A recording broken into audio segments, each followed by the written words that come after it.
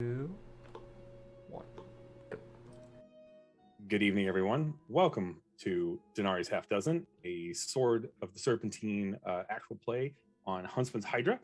I'm Commander Pulsar. I'm going to be your GM for the evening, and I want to thank my wonderful players who will introduce themselves in a second, and my wonderful producer, Brendan, and the wonderful folks at Pelgrane Press who are bringing you Sword of the Serpentine. I'm going to use the present perfect, are bringing the game because it is, as far as it's still in the publishing and shipping phase of things, and will be coming out shortly. I've got my we're working off our backer stuff, and looking forward to getting my hands on the hardcover. I want to be able to show it to y'all because it looks amazing. But you may know Pelgrane Press from other games such as the Gumshoe System by Robin Laws, which is used in Night's Black Agents by Ken Hite, which is amazing. Trail of Cthulhu, Mutant City Blues, Ash and Stars, which I don't know why Brandon doesn't have a copy of it. His name's on it. But anyway, Time Watch and Sword of the Serpentine, all by Kevin Culp, who is the author of this one, along with multiplexer Emily Drescher. And yeah, we're gonna have a good time. We've been dealing in the city of Eversink. You know, a few random stuff has happened to our players. They're, you know, I guess it's a stressful situation. I don't know. They've had 2 shots at it, so I don't know why they're worried about it. But yeah, anyway, each time was worse. But worse no, or better? Yes. I'll take better for Alwyn. Riona's had a step up anyway for all that good stuff. But anyway, no, I don't actually know about that, but sure. Look, but yeah, we'll you just can find. I'm gonna go do it. Let's do introductions and be like normal people about this, so the folks watching actually know who we are. Let's start with Riona, or with Kitty actually over here, and then we'll do popcorn initiative around again. Hi, I'm Kitty. My pronouns are she, her.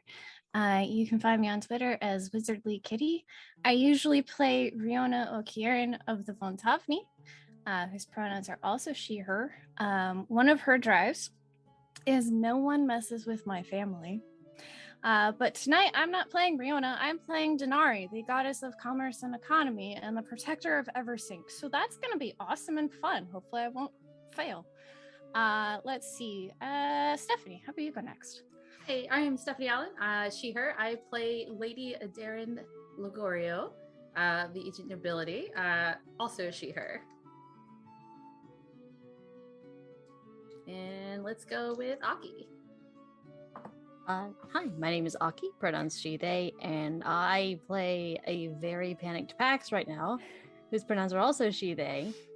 And I forgot which drive I gave last time, but we're going to go with one of Pax's drives is supporting and protecting their family. And, of course, Cole. Hi, y'all. I'm Cole, aka Ice Cold Brew. My pronouns are he, him, they, them, and I will be playing Alwyn, whose pronouns are the same. And my drive is a brand new one that came up just this morning. It is a nice cup of coffee will resolve any tense moment. I think we just need to get out of the sewers to go get a nice cup of coffee. That sounds good to me. Yeah. I Back to you, mean, Pulsar. Sure. I don't know if that's literally true, but yes, it's a hard smash cut to everyone sitting in the coffee shop, which is burning down around you. And this is fine. This is fine. This is. We're all eating shawarma. Yeah, there you go. Mm-hmm. Yeah. I guess by default, Cole, you would be the one covering your face because you're growing a beard for the next movie, right? Oh my goodness, yes. And I did not reveal any drives because there aren't any new ones for Darren's. All 3 of hers have been revealed. So. That's fair. I mean, they can be. It's not necessarily okay. I've done this and I've fulfilled it. I need a new one. It's still, if that drive comes up, it can still be a driving part of your personality. So yeah, you know, it's just I've revealed all 3 of them. So yeah, it's a new one to talk about. Yeah, it's Yeah. fair. But yeah, I mean, it's not that. Yeah, they're not necessarily something that has to change, but they can. what we're talking about, every character has a drive, the three things that are best in life, the stuff that pushes you forward, and that's things that are important to your character. And when they happen, one of the bonuses you get is that you can kind of refill the pool on an investigative ability that normally you can't refill. So that's a good thing. Anyway, so we've got that going on. But yeah, so Eversync, since the last time, let's say to recap the last 2 hours, 3 hours or so, of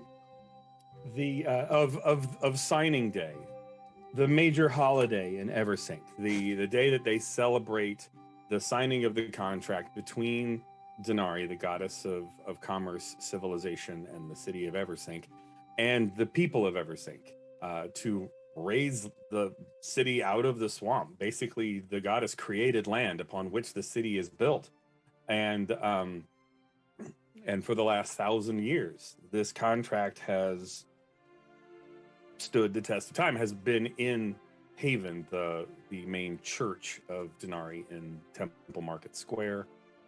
Founders Square is actually the name of the square. Temple Market is the district. Anyway, you get the idea that it has in the past been on display. Hasn't been on display in a while, but it exists. It's a golden contract signed in glowing golden ink, and all this kind of other stuff with all the provisions of the contract between the goddess and the people. And after 1,000 years, this signing day, today, is the day that the goddess appears among the people in physical form, walks among them. There's a parade and everything, a big celebration. Think Mardi Gras and Macy's Day Parade smashed together. And then the new contract is signed for another 1,000 years. It's a huge deal. And I say it is because I'm being optimistic, because about a little while ago, with most of our player characters on the scene, the goddess got shot in the neck and died, mostly. So here we are. These guys, having saved the goddess's life, mostly by absorbing her into Riona. But to kind of give an idea, to summarize of what's going on, I'm a child of movies, so kind of in a very cinematic thing that we have kind of a bird's eye POV, probably literally a bird, a swan flying over the city. A city mostly obscured by smoke right now from numerous fires. So this is not something that the city doesn't normally have a problem with smog, but it is, like many fantasy cities and medieval style cities, a city built largely out of wood and other flammable materials. So, and it's a situation where most of the populace has heard rumor that their very goddess has been shot and killed.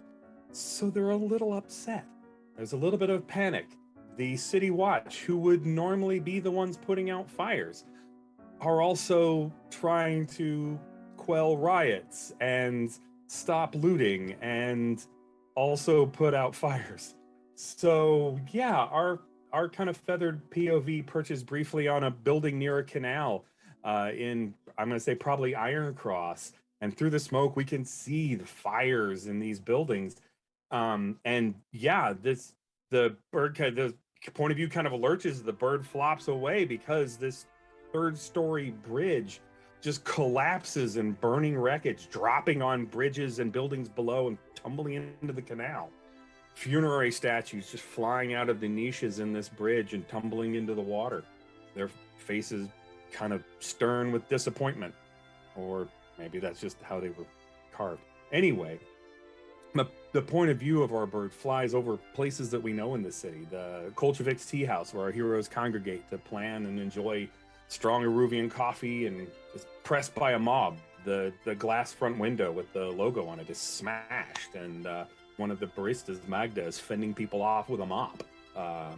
We cut to the Sunken Arena, which is in Sag Harbor, which is honestly, it seems like a calm eye in the storm, because the pit fighters and gang toughs that kind of work for the sunken arena are flanking every entrance, and inside the locals that have had to abandon their homes are like on tables, on blankets, it's been turned into like a dormitory, like after a hurricane, where people are, their wounds have been treated by the pit doctor and etc. Fish Hall we kind of fly by, which is for the most part undisturbed. Weird. The district around it is largely on fire. Sag Harbor is rickety to begin with, and most of the people that have lived there have abandoned the buildings and the islands for boats and are actually out in the harbor itself, and they're starting to lash them together, just basically neighbor to neighbor, to just kind of have to share water and camaraderie and commiserate over the death of the goddess.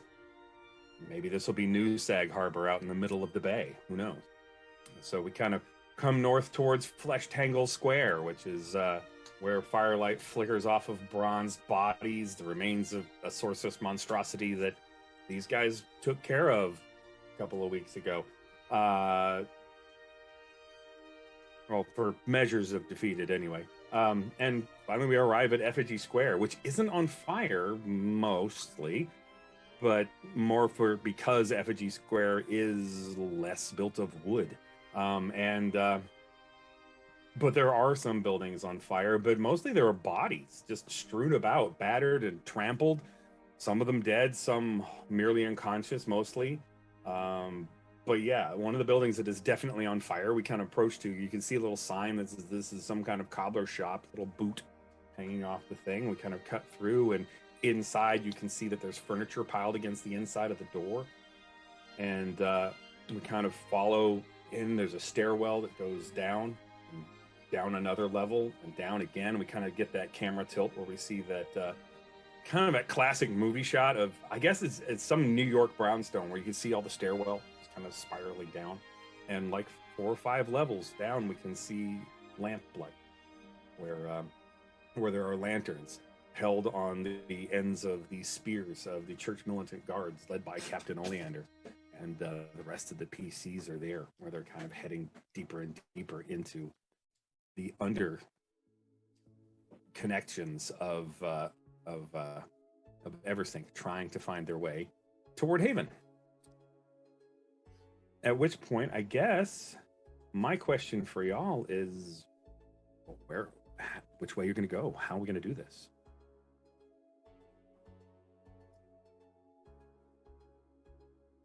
I think Alan is like trying to talk to Oleander about the map, and he's kind of looking over at Diona, very, very a little bit like,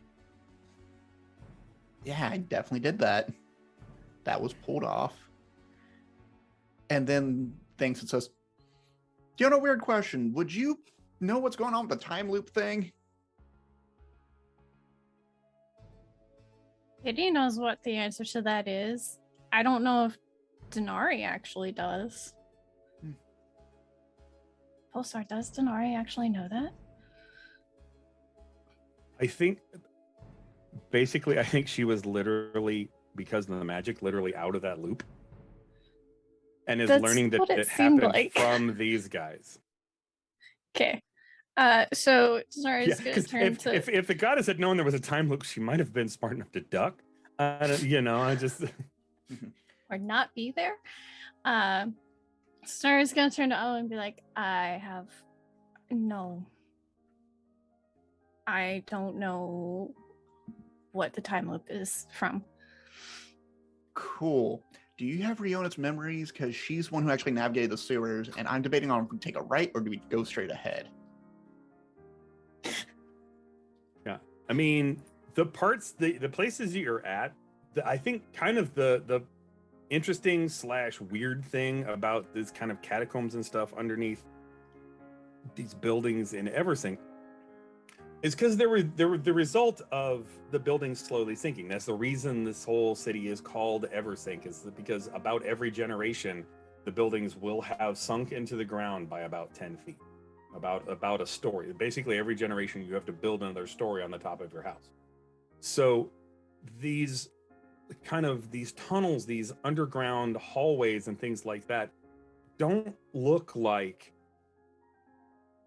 underground tunnels, right? There's wainscoting, there's occasional places for candles and lamps and things like that, because at one point all of these hallways used to be, connecting someone's living room to the bedroom to the dining room kind of situation. Now the living room and dining room now may be flooded with river mud, but now it's still that kind of maze of connecting corridors. There are some sections that are like dug or carved out of rock or mud, things like that, because someone or something has connected the basement of one home to another kind of thing. But there's still a lot of it has that kind of weird hominess in that, that you're still walking through someone's house. It's just they haven't lived there for years, and yeah. Are there roads? There might even be... Did the roads sink as well? Not as much. There are places where people have kind of sort of planned things like that by building corridors, or you see the my God, to give a modern example would be like the city of Minneapolis that has all these skywalks and stuff between the buildings. Well, if all those buildings sink, so would the skywalks, and eventually that whole thing would go down. Right, so we can't just walk out the front door and take the buried road. Right, yeah, no. Okay. Sadly, no. But this is a situation where city secrets would come in handy. But there is also just finding a path, other useful skills. I hesitate. Go ahead.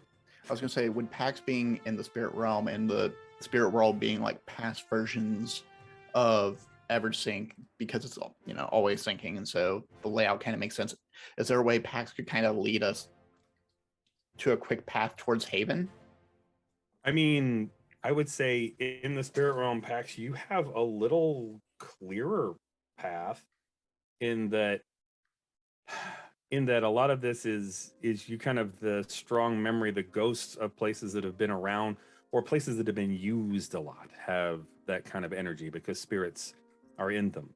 And yeah, I mean, I would say probably yes, between the two of you could probably, get a path. For PAX right now, the problem is that they're in the spirit world and they're not alone. Yeah, there's a thing coming down the stairs. Is that what we ended on? Mm-hmm. Something was following us down, and I was just like, oh. And so Pax is crossbow at the ready. Hey, can you give us directions? Okay. Not even an I'm busy, just an okay. So yeah. I mean, there's is back Pax over the not shoulder telling us that they're being hunted by monsters and stuff there? Yeah, that probably would end up coming up as okay, but there's a big thing coming down the stairs behind me. Big thing coming down the stairs behind me. Okay.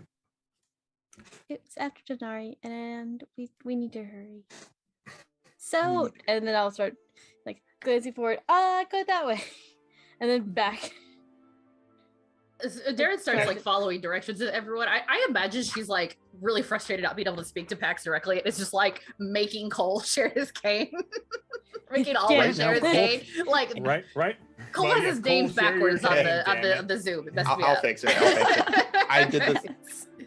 And so I think Darren's reached out and has also grabbed the cane. It's I'm sorry. She's following and going along with the group, following Pax's directions. She's I'm sorry. Back up to the point where something's after Denari in the spirit realm. Yeah, there's a small problem with the cane. You're not getting anything as far as sound. It's not working right now. We're sorry. This cane is disconnected. So is Alwyn getting stuff still? I have 1 Or point in was spirit that for sight, his cane? so Was that your cane or was that you? that might just be me. You can only talk to me now. Well, there's no, I thought a also lot of there's also I think you yeah. can also talk to Denari, Denari. You were able to talk to Yeah. Denari before. yeah. I would say Alwyn didn't pay his cane bill, his says cane the bill. chat. Yes, Uh-huh. yes. Thanks. Yes. Mhm. No, he paid it. This is how I went just over my- spent, he I- spent the, yeah, he spent his cane money on Denari. Went over his data cap. Yeah. It Mhm. is now being throttled. Yes. Yeah, basically, yes. Denari is a very large download. A lot of bandwidth there. Mhm. Oh no. But, Denari's cheese being on fiber. I'm on dial-up. I mean, oof. Oof. Yeah. So does Alwyn hear PAX then? Now I thought the spirit sight was through the cane. That I- when you have cane, if you limit, but I mean, If if we you want- bought I- that I will- point. We don't. That's the thing. If you say it's through the cane, then you're limiting that in a way that you don't have to. I think So, it's more interesting. I can't do anything Sure. about it now. yeah. No, Yeah. it's fine. just- We'll have to. It was just Just me who Denari. heard it. I better Mhm. go start finding And statues. That's the actually, only way I you can probably do would have heard it anyway because Yeah. you're both. Mhm. Yeah. Yeah, Rihanna has spirit sight, Mhm. don't you? No, Rihanna doesn't. No. Denari's Denari does. Denari's in between. Well, yes. If Yes. both at I can once. hear PAX Yes. right now because I'm Denari. You could Yes. probably see PAX right now because you're Denari. Mhm. I would Probably not be can see surprised. whatever the knockoff thin man that's chasing us down Uh-huh. because of Yeah. because you're Denari. Actually, yeah, if that's the case, can we rewind the scene a little bit and Yeah. actually just have Alwyn speaking out loud, trying to talk to Pax? Yeah. And then not- Denari answers instead. Yeah, I was gonna say exactly. You kind of had to get that through. Yeah, fair enough. I like that. That's fun. Yeah, and Alwyn's just like, "Oh, I didn't hear her."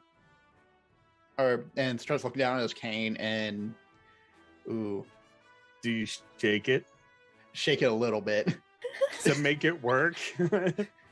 You can hear Back a it a little rattling on the bit. Come inside. on. It's like rep It's against like the wall a tapping- couple times. Tap it again. Yeah, exactly. I was just gonna say, tap it on the floor against the wall. You hear like yeah. the splinter of the wood, and Alwyn and just goes, "Oh shit!" Yeah, right. It's Did you kind turn of it a- off and turn it back on again?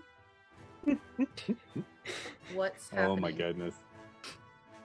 Oh my Denari's not going to pass that comment on. Alwyn's gonna say, "You know, I think I might have pushed my luck again. Last time was near death. This time it's near powerless." I don't think you really have much in the way of luck. Yeah, no, my luck skill is at 0, so yeah, you're probably right. I mean, yeah, ridiculous luck actually is a skill in this game, and Yeah. Cole didn't take any levels of it, so yeah. I don't need luck. Let's gotta roll well. That's all. Yeah, I just you need just you roll- guys to like that's- you. that is always the secret to any role playing game. It's just always roll well. My stance in this Never- game is the same as Blades in the Dark. If you just roll 6s, you won't have a problem. Yeah, it's true. Sure. That's just, Sure. honestly, yes. Even in this game system, if you just roll 6s, you won't have as many problems. Yeah. Mm-hmm. Mm-hmm. And so I think Darren does say that though. Like, I don't think you have any luck to begin with. It would seem. Excellent. Oh well.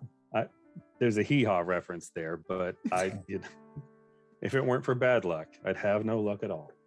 I'm going to turn towards all of the. They're not guards. What are they? Are they guards? They are Church church militant. The church militant. Okay. Yes. I'll I mean, turn. they are soldiers, if any. Yeah. I'll turn to all of them and be like, I'm going to hazard a guess that none of you really make a habit out of coming to the lower levels. On raids, and it's targeted, and we have maps or somebody to lead us. So, like an investigator, a sentinel. Right. So, all right, that's good then, because you know that it's treacherous, both footing and. Oh yeah, no, this there are is things down here. I do imagine we are walking and talking as we say this. With I just want to say, and like I said, it's when I say it's kind of catacomb and mazy, there is probably a certain amount of backtracking and things like that, because you'll be like walking down a corridor and kind of, okay, cool. I think that Muted. You muted yourself. You muted yourself.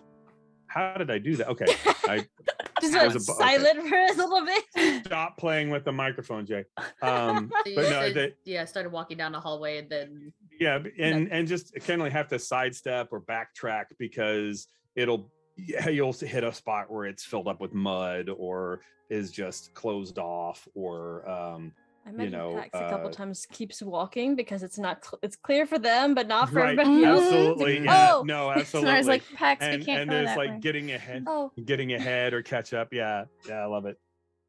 Oh, that's so good. Yes, absolutely. And at least once you kind of come up to one of these dead ends is like a door that has 6 or 8 boards like nailed over it. No note or anything, but just like very determined to nail this door shut. Not gonna chance it. Don't need that. I mean, yeah, you could pry it open, and that's the thing you could do. No thanks. I'll probably put those there for a reason. Yeah. So as we're walking, then, does Denari and Pac, do they tell us that something is hunting Denari? Like, just do. I guess Denari is the only person who would be able to say that. Yes. Yeah. Okay. Sure. At some point, I was like, we should probably let them know about that. Are you just gonna try and stay ahead of it, whatever it is? Are you gonna try and catch a glimpse of it? Or that might be a risk, but I'm just wondering what Pax is willing to put on the line here to get some information. It would involve basically kind of waiting, playing catch up, and maybe even being in the same room with the thing, but Pax would ask first, because curious side of Pax is like, I wonder what that is, and then the more business side of Pax is like, no, we need to keep doing our job and keep going and following the goddess. So I've been, did y'all want me to look and see what that is, or that through Denari? Pass on. Pax is asking if you guys think she should try to see what is following us. Probably not a good idea, Pax. Alan's gonna step up and say, it's probably. Oh, sorry, I cut you off. I'm sorry. No. She's there alone. Let's not. Also, Denari, why don't you tell us what's following you and hunting you? Surely you would have some kind of idea. It's probably Kotis. It could be someone else, but it's probably Kotis. And why is Kotis hunting you? I don't know. Throwing a temper All tantrum. he does is rants. He's working with at least one person in the city, the person who actually shot you. That's good to know. That's probably him. And I think that man has sorcery. I saw it in his mind. And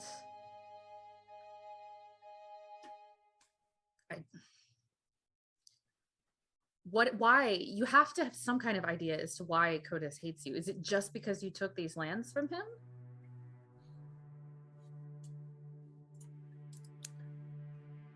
I like getting part of the conversation, but Pax is like, is it because we turned over? Is that the same person that we turned over the people? Or is that a different person? Like, stops to think for a second. That was like, a different god. Yeah, that was the Mhm. fish god. That's a different god, or was that the same god? That was a different god, right? Yeah, Was Kotis it? is storms. So Sorry, I had to look up the info that Pulsar sent me. All I can guess is he's insulted that he doesn't get to wreck Eversink more often. Well, yeah, we like to live here. To be fair, that's kind of par for the course for some gods. Mm-hmm. Based on like old books. There's one god that if you didn't tie your shoelaces the right way, you got smote on the spot. It was really weird. It was a cobbler god. And the smiting there was more just like you lost like the soul of your shoe. Or you lost your actual soul. Gets lost in translation. Right. Well, I would that's imagine so. Small powers for small gods. Bakotas is a bit larger, I think. Yeah. So what do we do about this? I don't really think we're up to directly fighting a god. Would I know anything about like gods tampering with timelines and how drained that would make them, or would that make them more exposed in any way? Well, everyone knows the one timeline they're in. So if the gods had messed with the timeline, how would you know? That's true. So why do Fair we enough. remember the timelines and Denari doesn't? Interesting. Spooky time shit. I'll like turn to the church members, but none of you remember a time loop. My feeling in the crowd was everyone had like a weird case of deja vu. But Denari didn't. Mm-mm. Did we I lose would you, remember Jay? getting shot twice. It was a little different for me, but Yeah, and then if everyone got reset to that spot, why did PAX not get reset? So Jay, Darren asked the church militant, did any of you remember the time loop? Time loop? Denari was shot in the chest, and No, it was in the neck. bad. No, she was shot in the chest, and it was bad. But we were handling it, and I found the sniper who shot her. And as I was watching him, suddenly everything got very slow, and then we were back in the carriage, and then she was shot in the neck.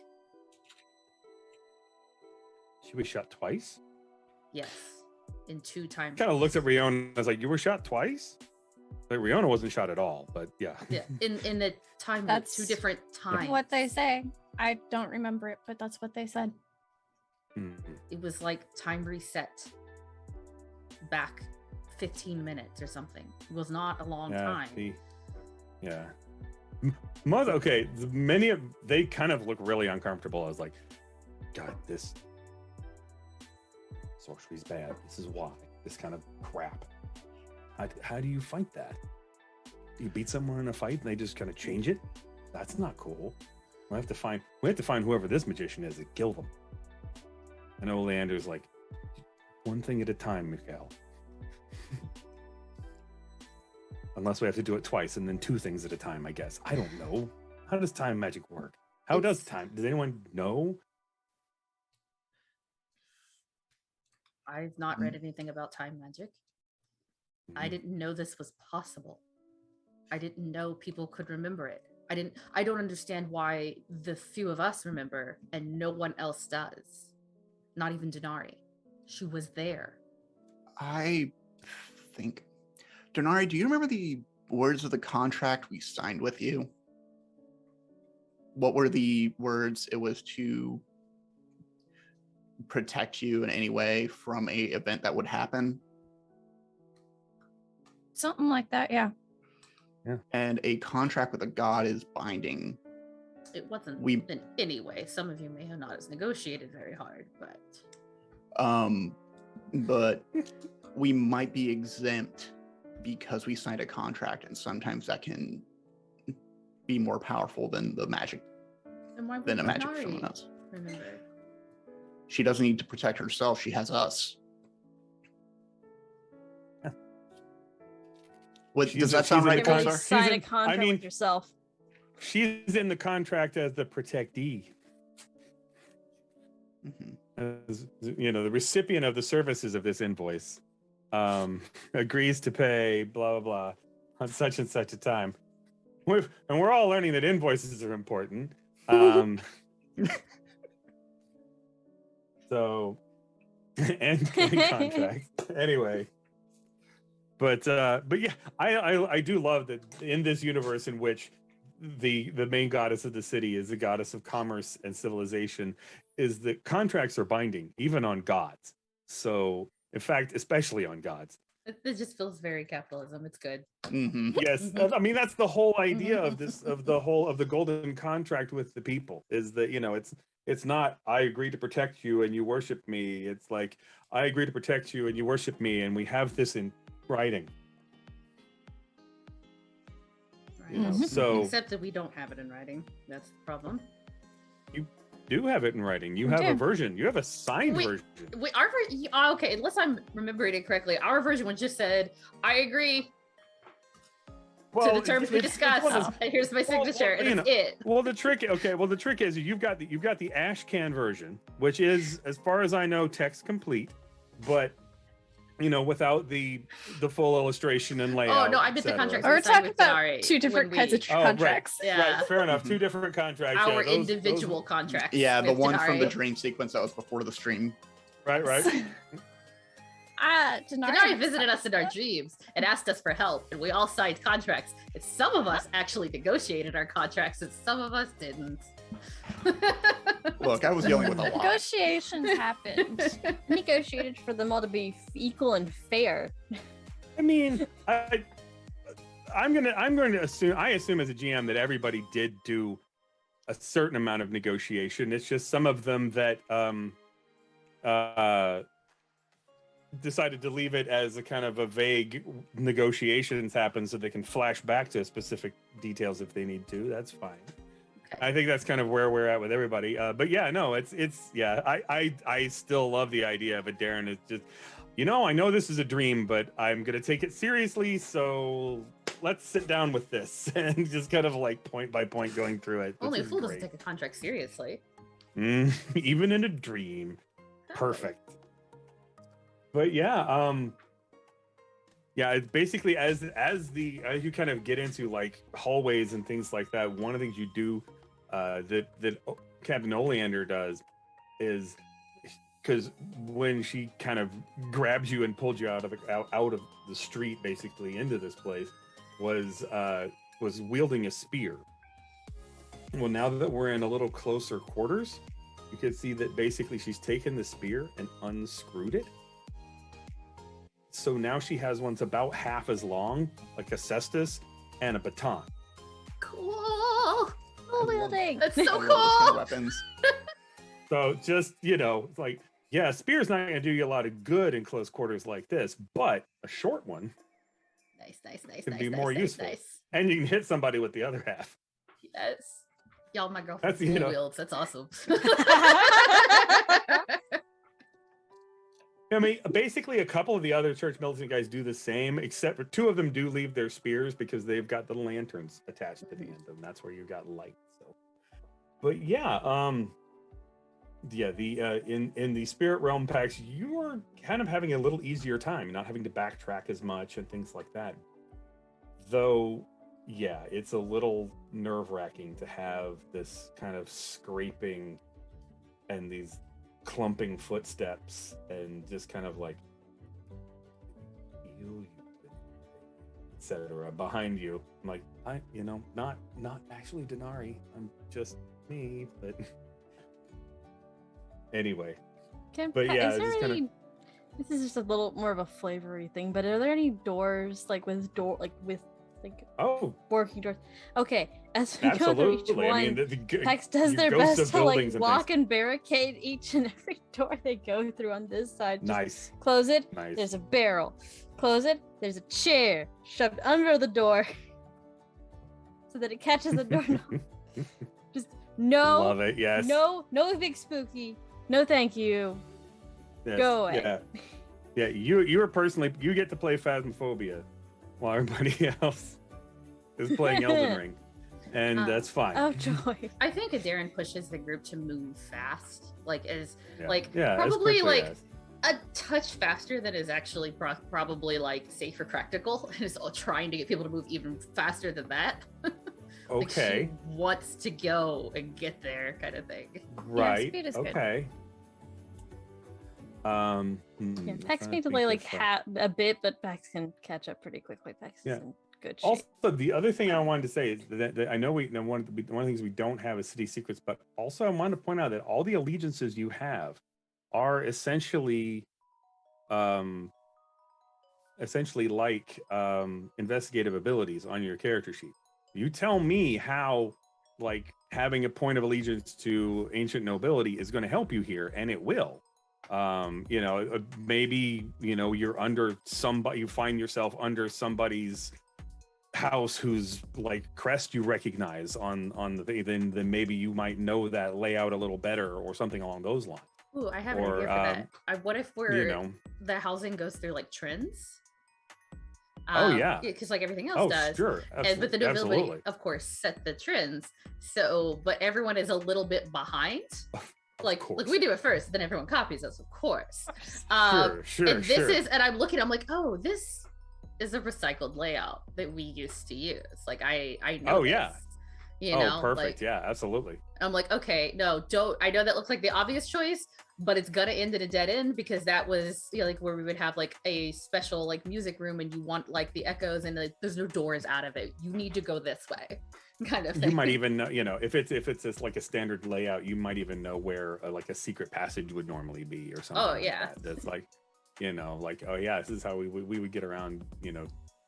It's like, what are you doing, knocking on the wall? There's a reason this cupboard is still here instead of having been taken up to higher levels.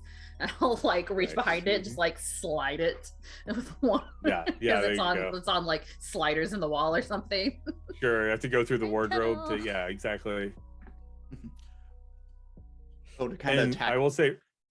Oh, go ahead. And Riona, you do have access to all of Riona's abilities as well. Awesome. That was a question I had. Yeah, because Riona has monstrosities as an ally, so if we find them, I mean, it's still Riona's body, and they would recognize you and etc. You might have a little splaining to do, but like, what do you mean you're not really Riona? Well, getting a little column A. Riona's on break. But yeah, Darren's definitely pushing forward to move through. Fight Club flashbacks.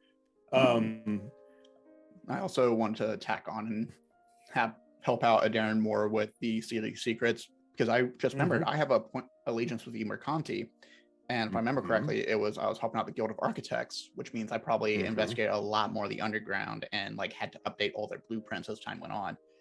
And sure. Being able to recall that kind of information, Okay. Also, didn't Alwyn have a map that also counted as a rank of city secrets? It did. And now I will say that path kind of went from Flesh Tangle Square also up through Effigy Square to Valori to in Alderhall. So you're kind of following it backwards, which would be fine because it did come up out of the ground in Flesh Tangle Square. It came up from the underground, so you could possibly follow it back. And I think maybe in the process of following it back, you would reach a place that I think Riona would know is called the Under Gallery, and basically it's where the we kind of come out of this. Out of the hallway into a little, I guess, kind of it would have been a room or a shack or a shed or something on somebody's land, but it has a dock because out beyond it is kind of an undersea lake reservoir. As a high ceilinged, wide open space that was probably at some point an above ground park or galleria or something. The funerary statue here is large.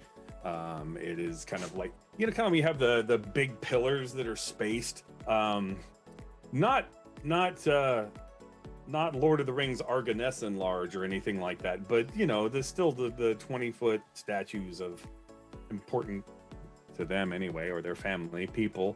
that city luminaries long forgotten kind of thing.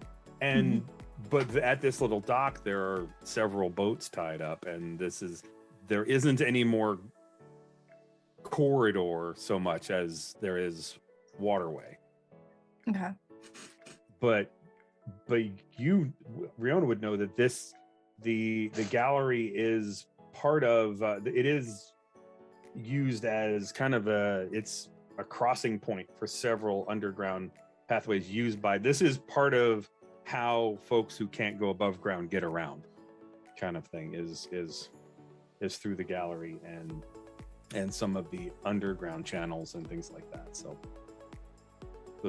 this isn't it may not come as a surprise, but there's also people that you could maybe get to from here if you wanted to. If you had someone in mind, I'm listening. But and there's always stuff Denari can do. So I'll at least tell people this is the right way. It's not just a dead end. This is a crossroads. Who knows how we get to Haven from here?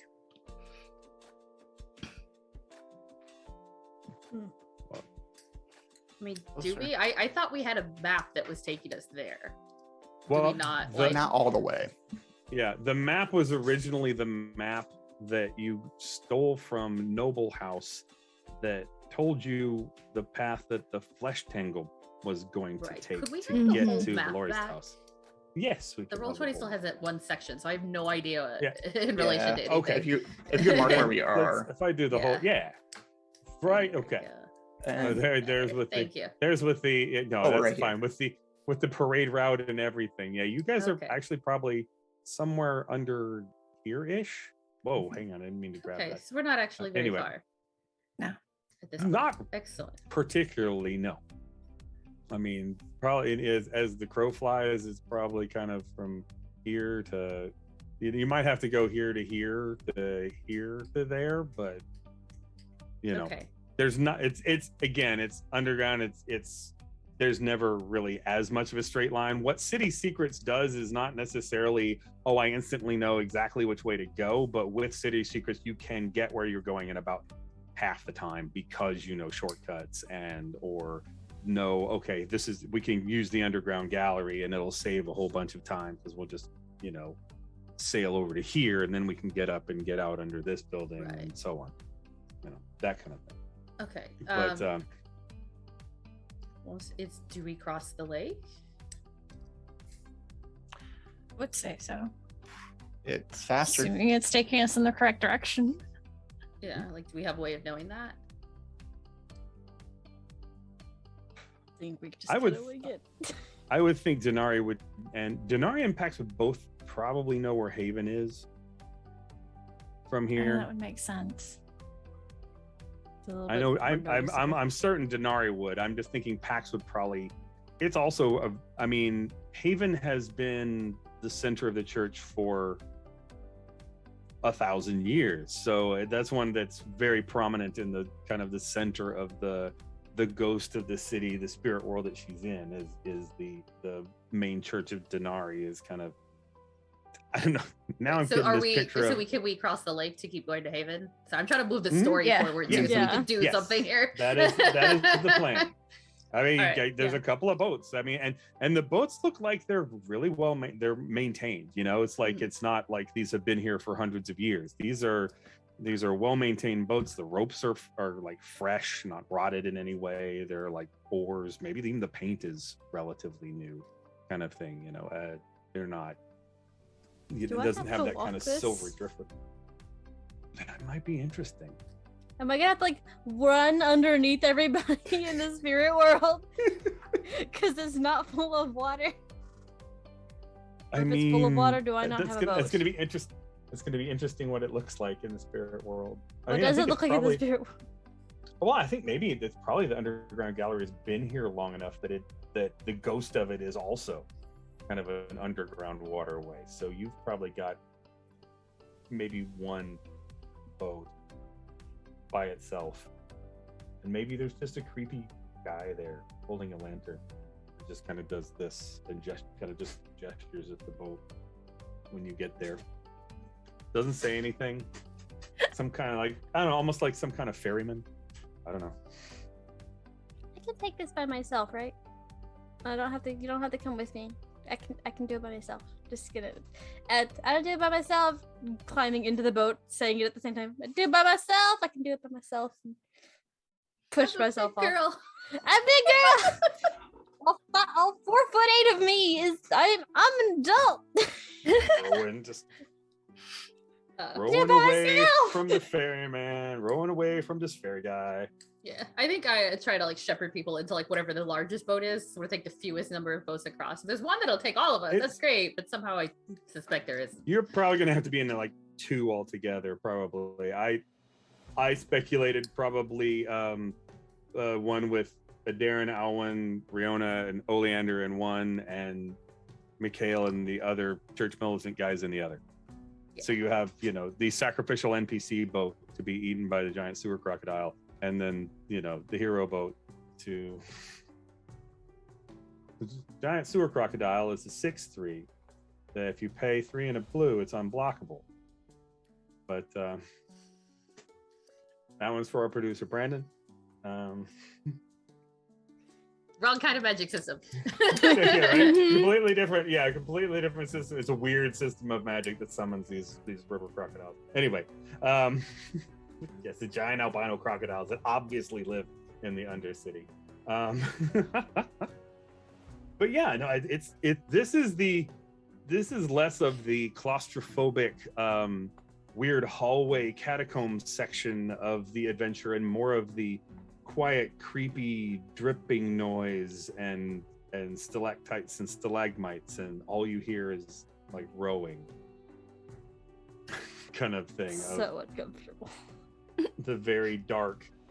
I mean, the whole bit is I watched the Mines of Moria and Lord of the Rings again, just because.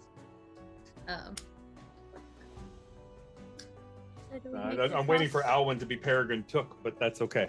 No, just don't disturb the water. Alwyn's getting closer and closer to pass out because his cane is broken. So does he doesn't look good? Yeah, he's starting not to look good. What?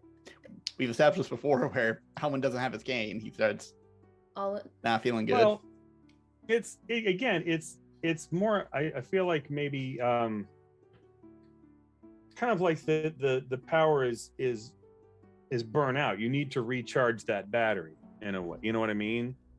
Is that though? Yeah, I mean, it's still probably going to be not feeling good, and maybe some concern. Can you recharge it? Is it going to come back? As we're going, I'm just going to be looking at that crystal that we pulled out Denari earlier. Okay. I'm just going to be looking at that while we're still rowing and getting along. Okay.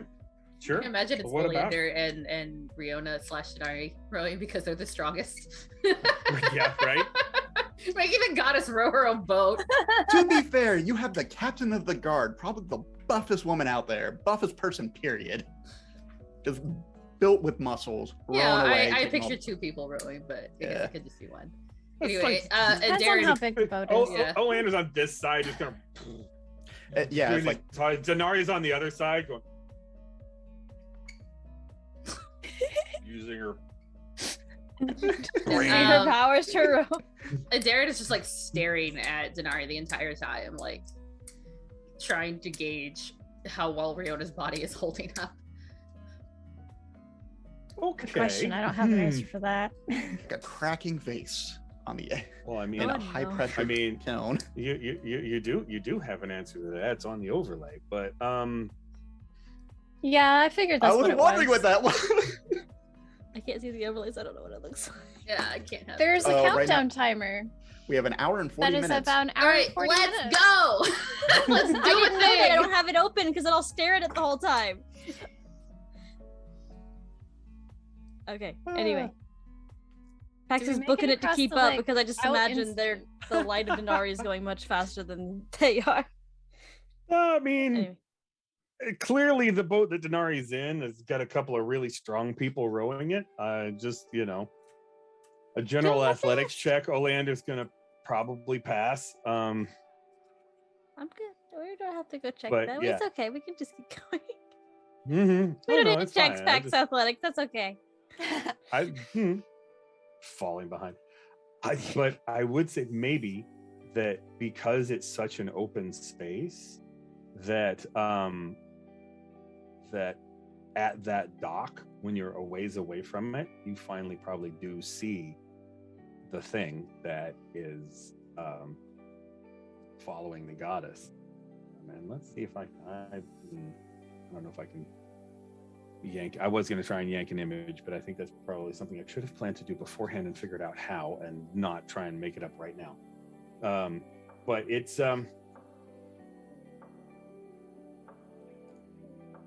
this kind of jagged, black, shadowy thing with claws. It's almost like barbed and branched, but it's kind of made of darkness, or made of made of living shadow and bad ideas.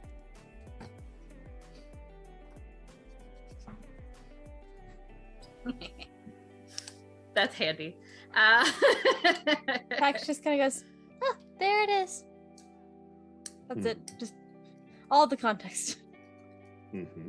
Just kind of the number of limbs it has seems to change as it moves, kind of thing. Sometimes it's on all fours, sometimes it is on all fours, and as it moves, it has a fifth limb until that plants, and then the others leave, and the number changes, kind of thing. It's kind of that kind of weird after image, sort of messed up effect, but yeah. But the claws appear very real and kind of tear up the dock. Do we all see that, or is it just happening in the spirit realm? I think actually in the physical, the dock would probably crack and like crumble a little from where it's the effect kind of goes through both. I like that. Yeah. Row faster. Row faster. Row fast. Let's row faster. As far also as row as faster. far as how Riona is looking,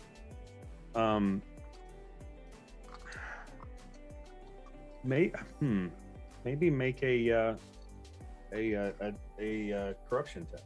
The after internalizing corruption test. So you haven't actually spent any corruption, so that should make the target number 3, isn't it? 3 plus the amount of corruption you spend when you internalize the health to. Yeah. Yeah. That's the does not make difficulty. it- I mean, I Yeah. I like sacrificed a point for the ritual. Right.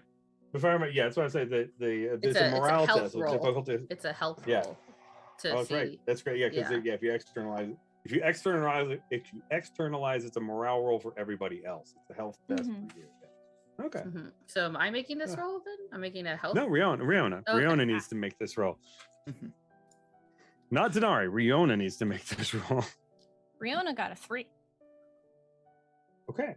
Well, difficulty is 3, so you did make it, which means that you could safely internalize, and that probably it doesn't physically change yet,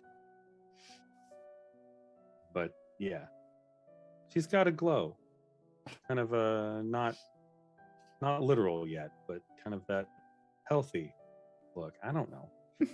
Anyway, Positive And and glowing. naturally healthy. yeah, there you go.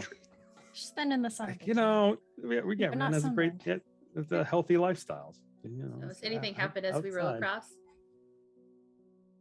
There is probably movement in the water, because the scene I have written down now, is there's something under there, and probably you've gotten out of sight of the dock. You guys have gotten very close to Haven. I'm going to say this is probably the last kind of that last obstacle before getting to Haven and getting past, or at least being able to get on the surface again.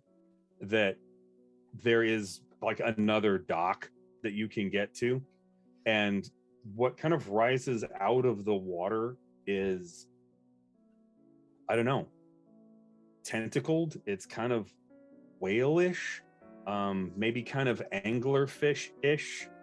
What was it? Kind of somewhere between an anglerfish and a crawfish. Alan, I'm trying to remember what you described. Yeah. Yeah. Okay. This Oh, they're here. Yeah. Well, they're not here for me though. That's fine. Y'all can deal with that. This is great. I think Alvin's gonna look at them and be like, oh shit. it's just kind of, yeah, it's just kind of the water just kind of humps up and then it breaks over this thing, which is pale, kind of light grayish green flesh, with this kind of the big anglerfish kind of dangling light bit over the giant gaping maw, but off to the side there's tentacles and kind of a carapace like this giant crawfish. Awesome. So That's lovely. Oh, I love this. I have a quick question about statuary. Can I feel when other statues are nearby, such as the ones described in the there intro we are just did? statues. Yes, no, there's statues nearby. There have always been statues nearby. Cool. I think you're in, as long as you're in Eversink, Cole, I think that the answer to is there a statue nearby is going to be yes. I may Is just there one need to close ask enough? to do what? I mean, I what I want the statues to come up and grab the angler crawfish by the little tiny legs and just jerk them the down. ankles? Yeah, by the ankles. But those giant ones that we saw back in the park is what he wants Yeah. to use. Mhm. I think I mean, there are giant ones. They may not be close enough to reach it. You may have to get them to do that as an action and try and grab them. But yeah. And what that would, the way I would think that would probably be, you're trying to impose you're trying to do a maneuver on it, because the maneuver is you're trying to hold it still. So it would be an attack, and the goal there is it's, it either accepts that condition where it doesn't move or gets pulled under the water, or it takes damage. So Okay. Cool. yeah, it is just rising from the water and being intimidating, which I think is probably, honestly, I think a morale attack on everyone, because this thing is huge. If the boats that'll hold 4 people are, like, here's the monster, here's the boat, kind of just gonna, it definitely is a large thing. Do I have to do this? No. I'm just like, No, why are we you don't. why I are we mean- stopped? I'm already like at the dock, just like, why'd why y'all are we stop? stopped? Yeah. Why did y'all Yes, stop? Is it between us and the dock we're going to? Uh-huh. Well, not Cool. for PAX. PAX No, I'm has already- made it to the dock, Okay, but what are y'all doing? Alan is going to see if he survives that morale attack. Yeah. So yes. Oleander's like, blessed Denari. Yes. I was waiting for it. Sorry. what's our target for the morale check? I think it's just what your morale 4. armor is. So No, I mean, yeah, no. The threshold to beat the test and not take morale damage is 4. Oh, Yeah, it's a 4 lose 4. So make the test or lose 4 morale, of basically just in kind of shock, fear, and surprise. Kind of oh crap! There's a giant anglerfish, crawfish thing gonna eat us. mm-hmm. I'm gonna spend 2 passed. points of morale, just because I have a lot of morale to burn. So why not? I don't want to Right. fail. Yeah, Riona actually- decides that Denari is just gonna pass. I rolled a 4. Oh, okay. I was gonna say. I mean, I would buy either way. I mean, Yeah. Denari is not impressed by your fish god. Yeah. I I forgot. rolled a 4. I rolled exactly a 4. Nice.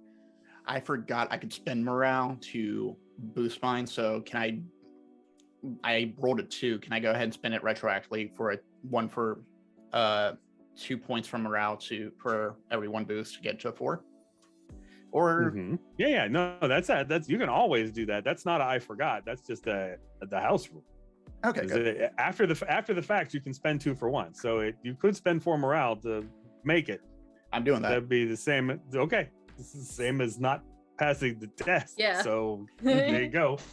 But that's fine. And I would also like to pass off to Riona as I like try to feel out where the statues are, and just say, look at Denari and just say, keep her safe. I'm giving her my protective ward that I got from Black Wither. Okay. Because at the end of the day, she's the one who needs to sign the contract. It's already signed. Yep. But just gotta get We need Technically, it spot. is We already need the others to signatures sign it. already on it. Yeah, we just gotta get the contract there. I would Yeah, like Rihanna yeah, not to that's- burst out into holy light, holy living jar shards. I mean, we have Fair I have a Kingdom Hearts cutscene written for that. So All right. it's Anyway, moving on. Keep Moving it on, on. moving That on. harbor's still counting down, y'all. I am Yep. going to pull the So- crawfish out of the way, please. I can actually do that. With transportation, circle, sphere. Yeah. Okay. So What are you trying to do? Denari's just gonna look at it like, not right now, and using transportation sphere, just make it move out of our way. To where? The other side of the lake. I was gonna say Just- of Eversink of Of Actually, the world. No, don't I do could that. do that, but I'm not going to. Eat it. Could you transport it into Next the to spirit the- realm and have it fight Kotus, Not Pax. Okay. but not Pax? But you have to give it to Coda's, not that. Yeah, Pax is on the dock as far as. I'll as just far go as and I know. close the door. Be like, goodbye. Okay. Yeah. No. I yes. So what does that look like when you use the power of the goddess here?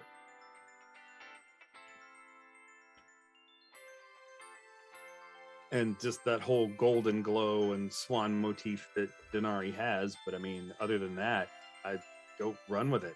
What does that look like to just say no, go someplace else, or what,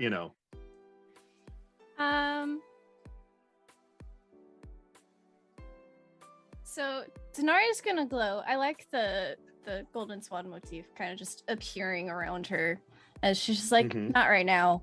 And the fish just disappears and Mhm. reappears on the other side of the lake.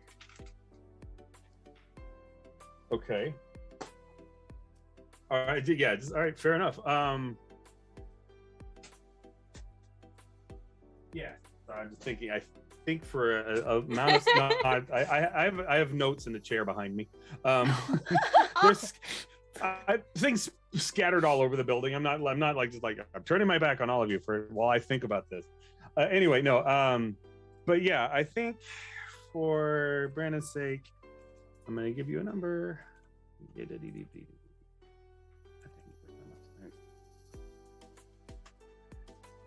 Anyway, but yeah, I think these like no thank you, and the thing just glows and whop, which is gonna leave a hole in the water. It's kind of this whole the ride just kind of takes you closer to the dock, and yeah, on the other side of a lake, there's this you can hear in the distance this big splash and kind of another wave kind of rippling through the water, and a frustrated roar.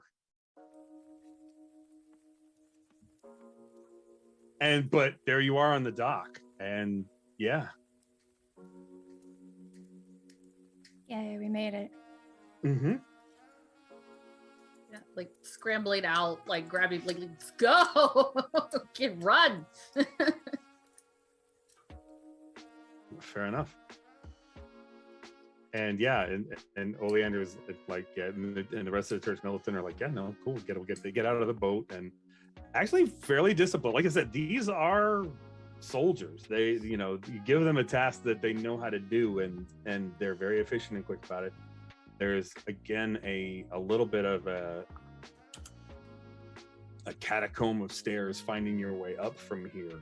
But you'll probably wind up, I'm gonna say, did I roll that? Oh, okay. But probably coming up in the city. Yeah, I think I will. There we go. That's probably on. I don't know if that was on my end. It was definitely loud in my ears, so it's probably my roll 20 that's not muted. Anyway, thanks, Brandon. I always forget that it makes noise because I don't have voice and video on roll 20, so it's only when somebody rolls something. Wait, what was it? Right.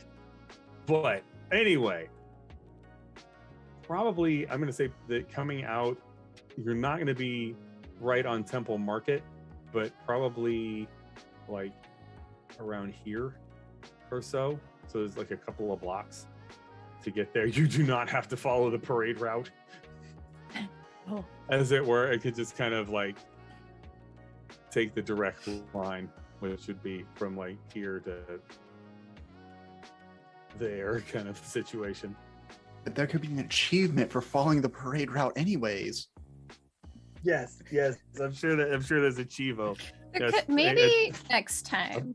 a PlayStation. Second play, Parade we'll route try it. next time I come. Next time, Luke. visit. Yes. When we're on New Game Plus, we can do that. We'll follow the parade route when I'm not borrowing someone else's body. Right.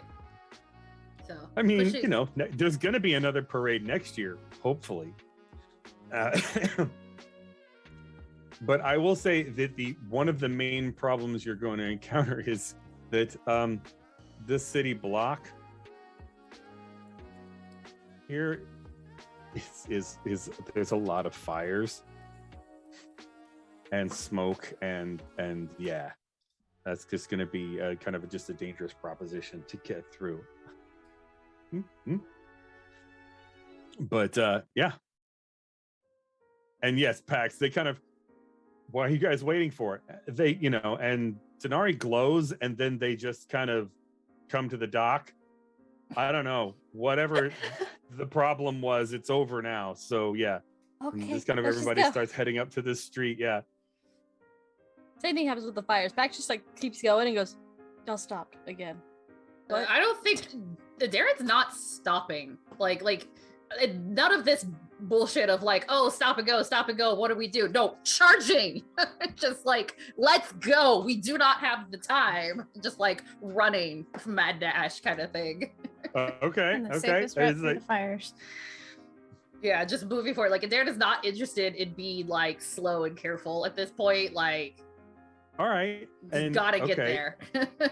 So and I imagine there's probably a point at which you're like basically gonna just charge into this, and this just hand down on your shoulder just kind of grabs you and pulls you back, like presses you up against her chainmail and just kind of like, that's not safe. We'll get there, but let us get there safely. Let He us isn't go safe first. either. Let's go. It's not. Well, look, if the building collapses on you, I'm going to be very mad at you. Fair. Same to you. Now let's go. Also, don't forget, Denari is mortal at this point in time. If she takes any damage, we lose any chance of dealing with this. Yeah, and sitting here letting her burn through Riona's body isn't better. It will burn her out faster. She can use her mortal legs to run just like the rest of us. That is Not true. used to that. Yeah, they're not broken. Yeah, until we run into another giant problem, and then she uses more of her magic. We'll take and care of it. Let's just go. That's fair. All right. Though Cole, you're not wrong, because once you hit this open air, which isn't ever open air, there's basically a round haven. Haven is a complex of, it is kind of a fantasy equivalent of the Vatican. It's this large kind of squarish building that rises out of the center of a Founder Square, which is a huge open area. But the Church of Denari is a church of commerce. So that open air and the open area is every day full of market tents and merchants and commerce going on. I mean, what better place to when commerce is worship than to be right outside the Church of Denari? So on just a normal day, it is again just this windy path between tents and merchant stalls and all of this other stuff. On signing day, even more so. On signing day, when the city's on fire and there are riots, is yes, a crowd of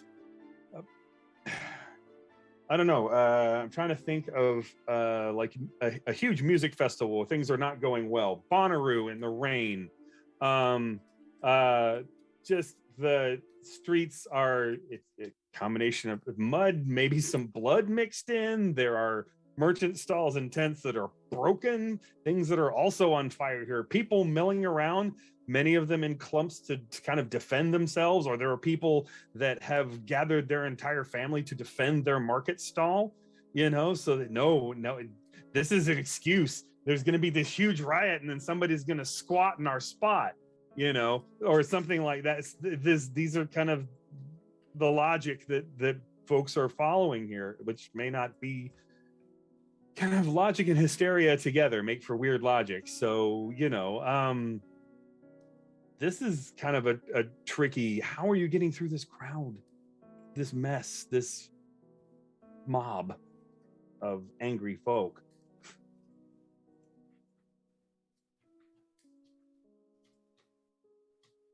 I mean, Oleander and once you kind of come to a stop, they kind of form a wedge, a shield wall kind of between you guys in this kind of alley opening and this craziness in the market square. But then Oleander kind of looks at you, Adarin, and you, Alwyn, and goes, what now?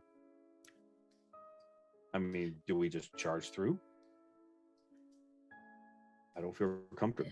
Oleander's like, is there a side entrance, some kind of secret entrance? Not secret, but a smaller entrance where people won't know it's there and we can get in more easily than trying to get in through the main doors. Yeah, we'd have to backtrack.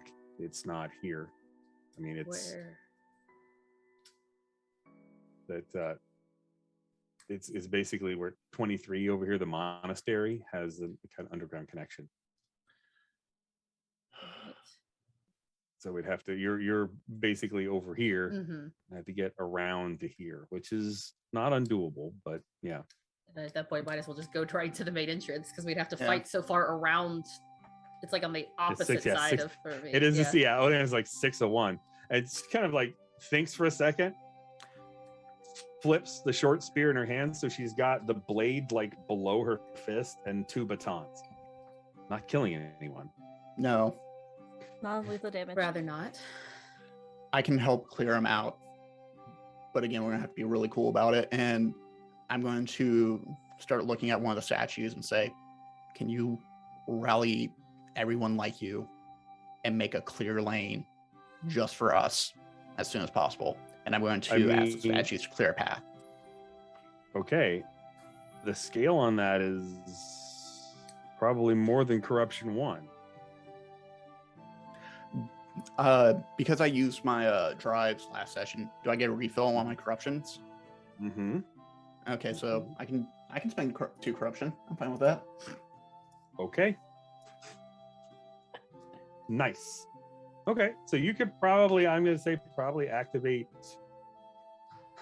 probably 4 of the bigger scale of the bigger guys. Mm-hmm. And there are actually, but there are funerary statues, of course, like, and these are all like members of the Church of Denari, just so the irony is not lost. And some of them are statuary to Denari herself. So Denari statues. Yeah. And I'm going to look at the captain and be like, I need you in the loudest voice that you can command them to get out of the way and clear a path for the statues. The name of their goddess, who is actively moving right now. You can see them, both of them moving.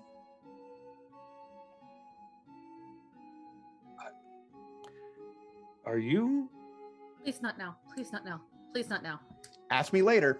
Please not now. I think they're going to get out of the way anyway. Yeah, but at least if you say it, it sounds like we have authority with us. Yes, we do. Statue of the goddess. If she didn't like us, she's right here to tell us. I'm just Please. saying, there's a good bit of symbolic authority there. Just Alwyn, just I've do the thing. already moved. I've Yeah. been Just moving like them. steps forward, or a little wedge is like, everyone out of the way. Don't get stepped on. I'm gonna use like shadows to try and hide everyone. Not fully hide us, just kind of obscure the identity of everyone except the church militants. I don't want them to be able to recognize any of the rest of us. Okay. Yeah, and I think probably just from the point of view, there are people that are kind of squabbling in the square, not necessarily paying attention that this is happening, and then these statues kind of, and like rip off their plinths or whatever. And yeah, there's probably just some guy who's like wrestling with someone else over like cabbages or something, and looks up and there's this big foot about to come down on them or something, and they just kind of like dive out of the way, and like the foot just kind of comes down like right on the camera, and we go to black, and that is where I'm going to go to break, and we'll come back in a second. Okay. Now we have to rewrite. All right, We're welcome here. back, everyone, where we're talking about rewriting the movie Frozen from a sorcerer's standpoint. All the songs are about sorceress spheres, and yeah, obviously Elsa was done poorly by everyone in that film, and should have been able to be the ice queen on her castle and rule over everyone, or freeze them all to death, whatever, What? Anyway, You thought she was the our hero? clock is counting Anyway. down. Yeah. Yes, it is. Yeah, that's not a me problem. I'll make it a you problem. So anyway, there's these 20-foot stomping statues, basically, I guess, kind of getting a section of this market square scrambling. That's a way to clear a path, is to make everyone frightened and run away. That's effective, for the most part. Yeah, I guess, yeah, you've got either sway or I'm trying to think of sway or sorcery here that you can use to kind of attack the crowd. The idea there is you're putting a maneuver on them to convince everyone to be elsewhere for right now, right? That feels like a morale attack. I feel like they're just like gently brushing them out of the way, like you're surrounded by a horde of kittens. You're just trying to get to the food bowl. Yeah, I mean, yeah, you think you're brushing them gently, but you are Made of stone. 4 times their size, and I don't know. Yeah. Can I make the statues talk out of curiosity? I don't know if that'd be more terrifying. I think if you were like in a statue, you could probably use it to talk. And there's one of the things you could do with the sorcery is kind of go into a statue and kind of pilot it like a mech suit. And yes, I think in that situation you could probably try and use it to talk. Though I mean, it's hard to say. I think a lot of it depends on the statue too, right? Because statues don't normally have lungs. Mm-hmm. How do they don't have vocal cords, you're not really pushing air past, so you could probably make the mouth, but also the other hand is sorcery. So, Yeah. I think just Alwyn and the pressure from Adarin, Alwyn is actively using sorcery to move these people the fuck out of the way. Yeah. Yes. Some of them not so gently. I agree. But like trying to agree. I think, yeah. I mean, okay, so these statues are basically the tool, but moving people out of the way is the goal here. So that's going to be your sorcery roll. And you've spent 2 points of corruption, so that's an extra 2 dice. Yep. If you really, really want to succeed, or extra points of damage that they would take if they don't follow that command. Now, I'm not going to recommend that because most of these are just people whose health and morale are like right around 1. So having more than 1d6 worth of damage that they could take is kind of overkill at that point. But making it a much, much harder roll for them to try and beat is absolutely a thing. Yeah. I think, yeah, I'd rather just succeed very well, like critically on the success. So I'm also spending an extra 4 points for my sorcery skill. And then that's +6 from the 2 corruption points, or am I just adding those d6s later on? It just no, I mean you would roll 3d6. Oh, all with +4, just to make sure. And +4. So 3d6 +4. That's gonna, and what you roll is gonna be the target number that they would have to beat, again with their skill of around 1 or 2 plus d6. So yeah. Gotcha. Okay. Let me do.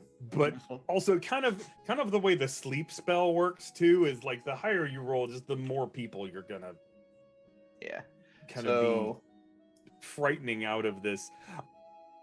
That's my first roll. I know Alwyn is trying to be gentle and trying to be like, your goddess would like you to please leave the room now, but it's still an animated statue telling you to run. And so, I think that's probably gonna maybe slightly more panic inducing than Alwyn intends, but Alwyn is the master of unintended consequences. Total of 11, by the way. Perfect. Okay. Yeah, that's. And then after that, I guess, did we roll to avoid corruption? No, not yet. Yeah. So, well, how are you dealing with this corruption? Are you internalizing it or are you externalizing? These people should have moved out of the way. Externalized. No. No, I'm internalizing the entire thing. Okay. Fair enough. Then the target number for that to not become an obvious change in your person is the difficulty is 3. It's a health check, 3 plus the points you spent. So difficulty of 5. I'm going to spend 4 on that health check. On my health check. Fair enough. So you will automatically pass it. Might pass it critically. Who knows? There you go, 7. Okay. So yeah, there is a small change in your person. I'm not sure. You'll have to tell me what kind of change that is for Alwyn, but it's not an obvious thing or, something that folks would know. I think it's just I think something about him becomes more statuesque. Like he doesn't have a beard. Yeah, he doesn't have a beard. His chin just becomes a little bit more chiseled, maybe marble-esque. Chiseled. Yeah. Okay. That would almost be an obvious external change, though. I mean, I guess it'd just be a tiny thing. If you get like a few more gray hairs, like a really good dimple. Yeah. They're not gray hairs, but they're granite. Yes, that's actually just like on top of the head, just granite just like hair. A few hairs. Yeah. Scratches his head. It's actually just like stone dust instead of dandruff. Yeah, it doesn't have dandruff. He has God. Anyway, yeah, I don't have dandruff. I have drywall. Yeah. Alan just shouts out, "Thank you." Yeah, and we're rushing across in this path that they've created for us. Yeah, no, and yeah. I'm not being followed still. I'm assuming he's followed. Am I see words? Whew, my brain just like all the tabs froze. Hold on. Well, yeah, in this market square, when Pax gets to the market square, it's not a wreck because this is, it's kind of full on market day. and there are stalls and stuff like that. But from a spirit world, it's kind of one of those that people moving through it are moving too fast and fleeting to kind of leave more than a kind of like when you overexpose a film kind of thing. There's just kind of the blur where people are kind of thing.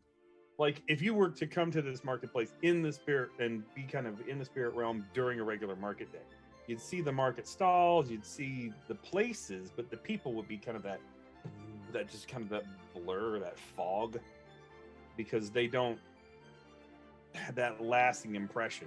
Their spirit is there, but you really kind of almost have to kind of clamp down on one and hold it still to be able to like see it in the spirit world, unless they're dead, and then they don't have anything else to do but show up in the spirit world.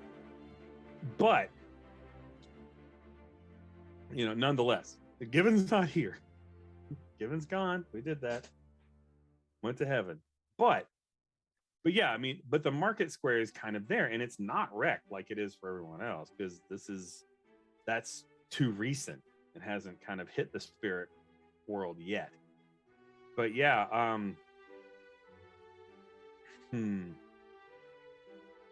yeah, I think you can kind of, it is easier to see Denari, even, you know, more and more, is that glow. That, what are you doing, cat? She's decided she's going to come visit and wreck stuff. Speaking of wrecking things, anyway, but you can see Denari more and more clearly and more brightly. Yeah. And what about Codis? The shadow thing? I think probably, I'm going to say there is a, you would feel the corruption when Cole animates those statues. You would see them move, and kind of that grabs the attention. And then probably behind you, kind of maybe here where y'all came out, there is kind of a, in the spirit realm, something as well as this, that same form, only larger, just kind of like climbs up buildings and up and out over that you can see it. It's now like very large. Okay. Like city building large. Okay. Pax is just go, go, go, go, go, go. Only Denari, Riona, but Denari can hear it. Yeah. She's like, go, go, go, it's dead. And I think probably that almost is good. You guys in the world would hear like a rumble of thunder. It's kind of that kind of storm cloud, that same kind of thing when you were on the ship come to town, the very first game we played, that kind of the storm that kind of rode through, that kind of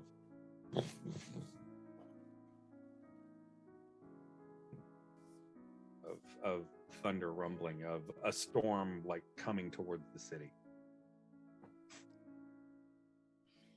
We should hurry. Yeah, we're running across. Mm-hmm. And there are more church militant at Haven, and like not like on the steps, because I don't think the entourage is waiting on the steps for the Denari's procession anymore. They have probably gone inside the building just because.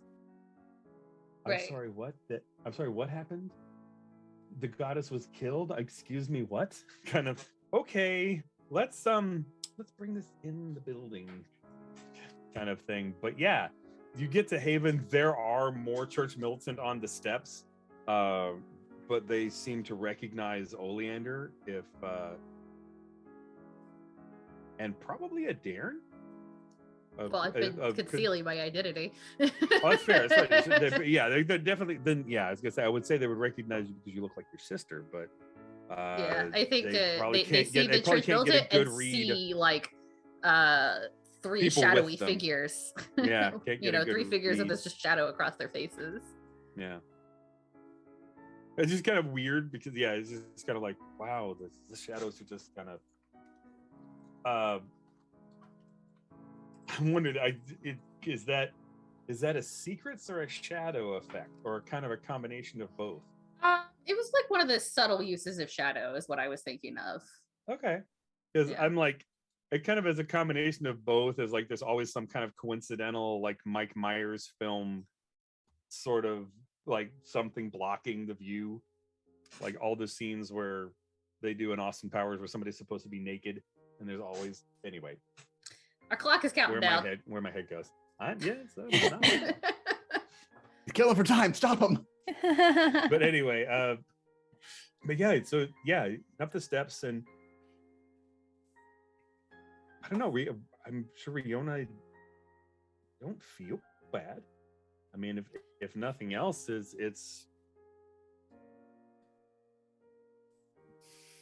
you feel that pressure. I think maybe if anything, that Denari would feel a pressure that she knows that.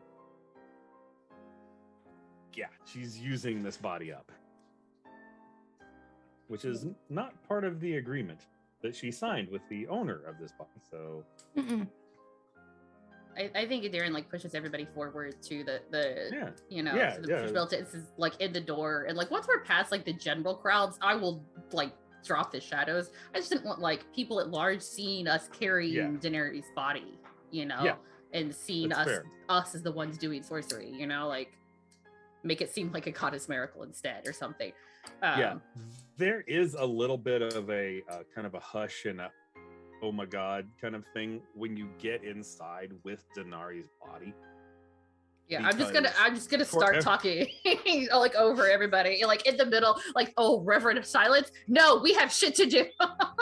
Yeah, there's like murmuring of kind of a oh goodness. I'm like, the goddess is alive, and I'm gonna pull the contract out of my jacket. She has signed the contract. Take us to the rest of the people right now.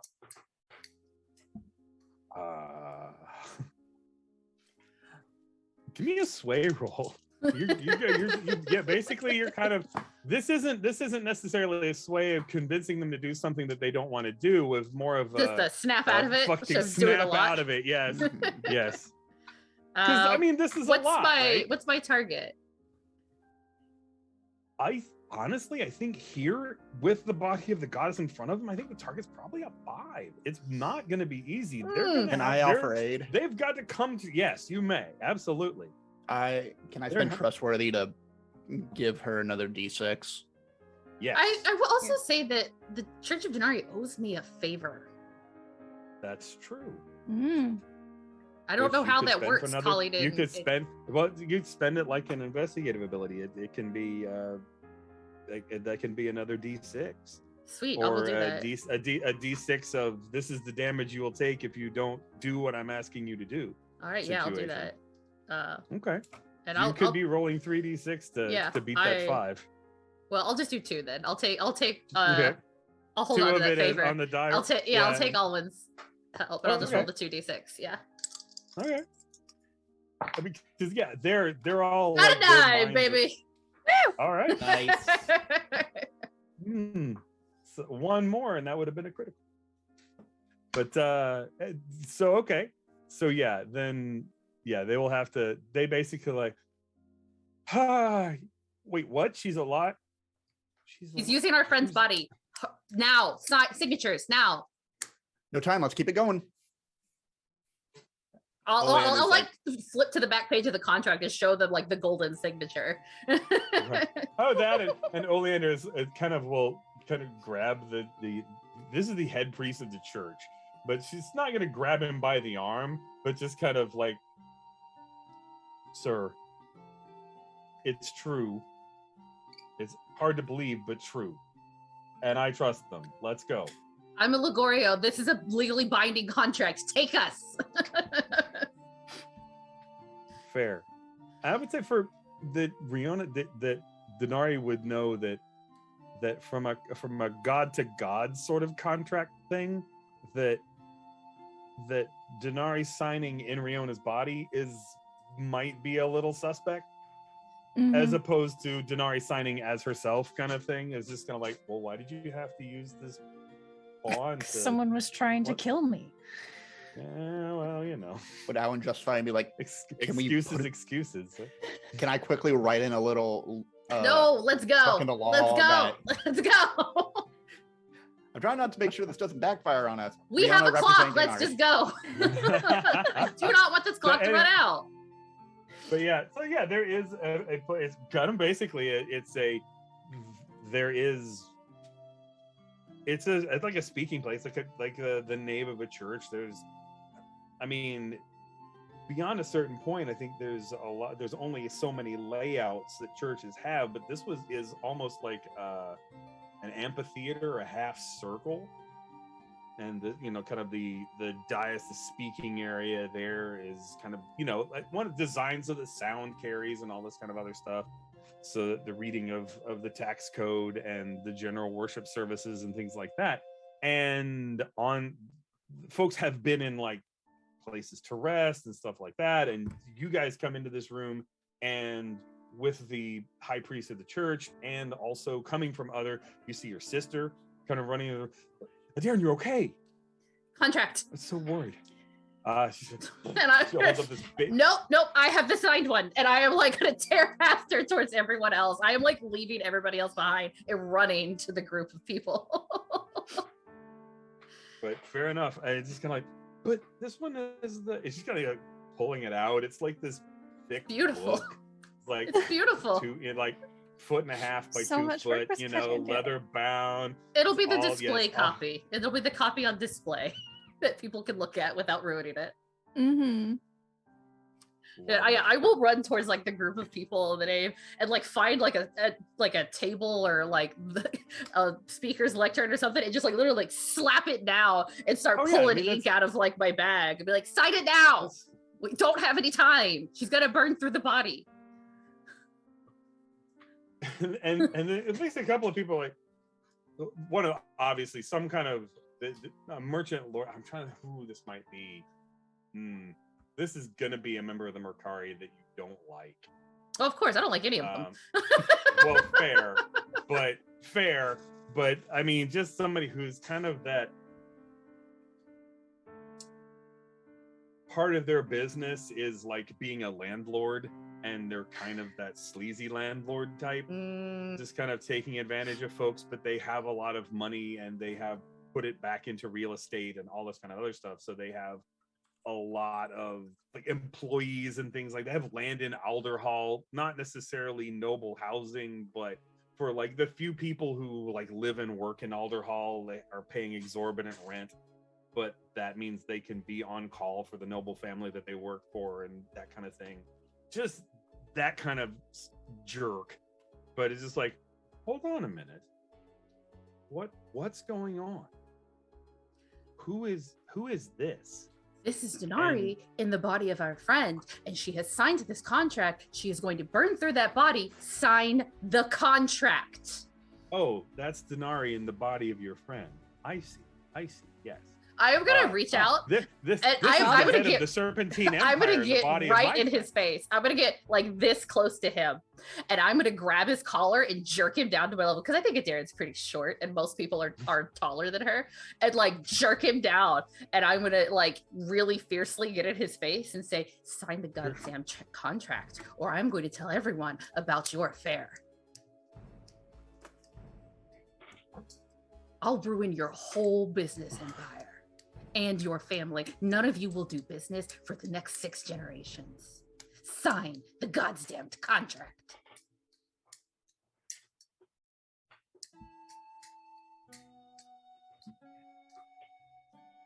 Alan's going to meekly walk over to the window and look outside at the weather. Okay. Outside, the weather has gotten very black. Not in basically that kind of line of storms where just that wall coming towards the city very quickly. Kind of what I imagine it looks like in St. Augustine, Florida, in certain times of the year when things are rough and bad. A hurricane, essentially, just that kind of powerful storm headed for the city. Where is Pax? I am kind of watching it. Pretty much the same position, just kind of watching to see, making sure I can keep Giant Codus in my line of sight. Just hurry up. Giant Codus is climbing over buildings towards Haven, and at his feet, lots of smaller, shadowy, demony things. Are they corruption? You can fight them. Are they more demonic than corrupted? Or demonic, small god, sub god, creature things. I wasn't sure if I could things that the god of storm has summoned.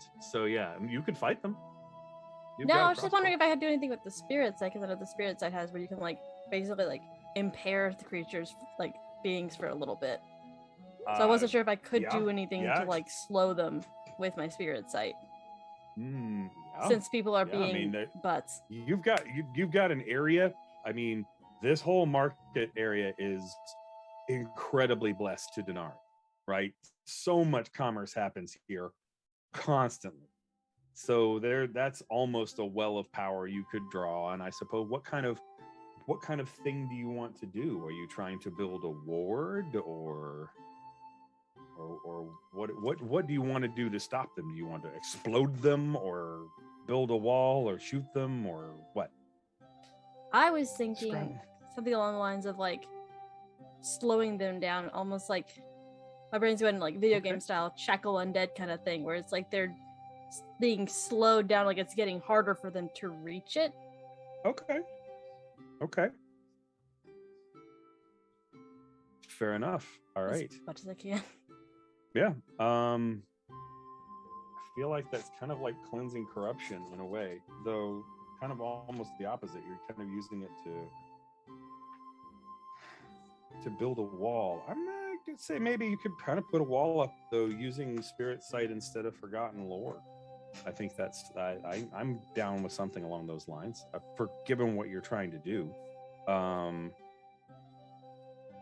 So to ward an area, right? The whole section of this, you're gonna be looking at, you could probably, with your level of spirit sight, you could use close range. Basically everyone within close range of you, so you could basically protect the room.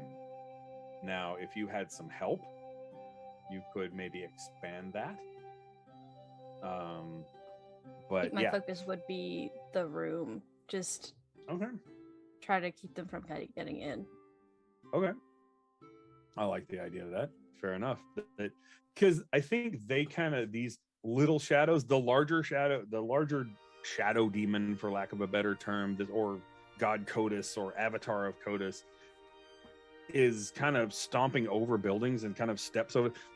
This part of the market square has fortunately been cleared already by giant statues, so a kaiju-sized shadow demon is not a problem to kind of walk through and kind of come up to Haven, and it's dripping these smaller demons anyway, and they kind of come through the walls and are headed towards the room. And yeah, this guy is just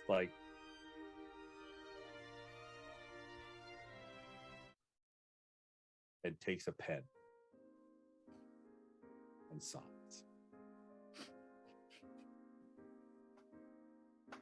Yeah, I have already moved on from him, and I'm trying to get people to come over. I'm handing out more pens and ink.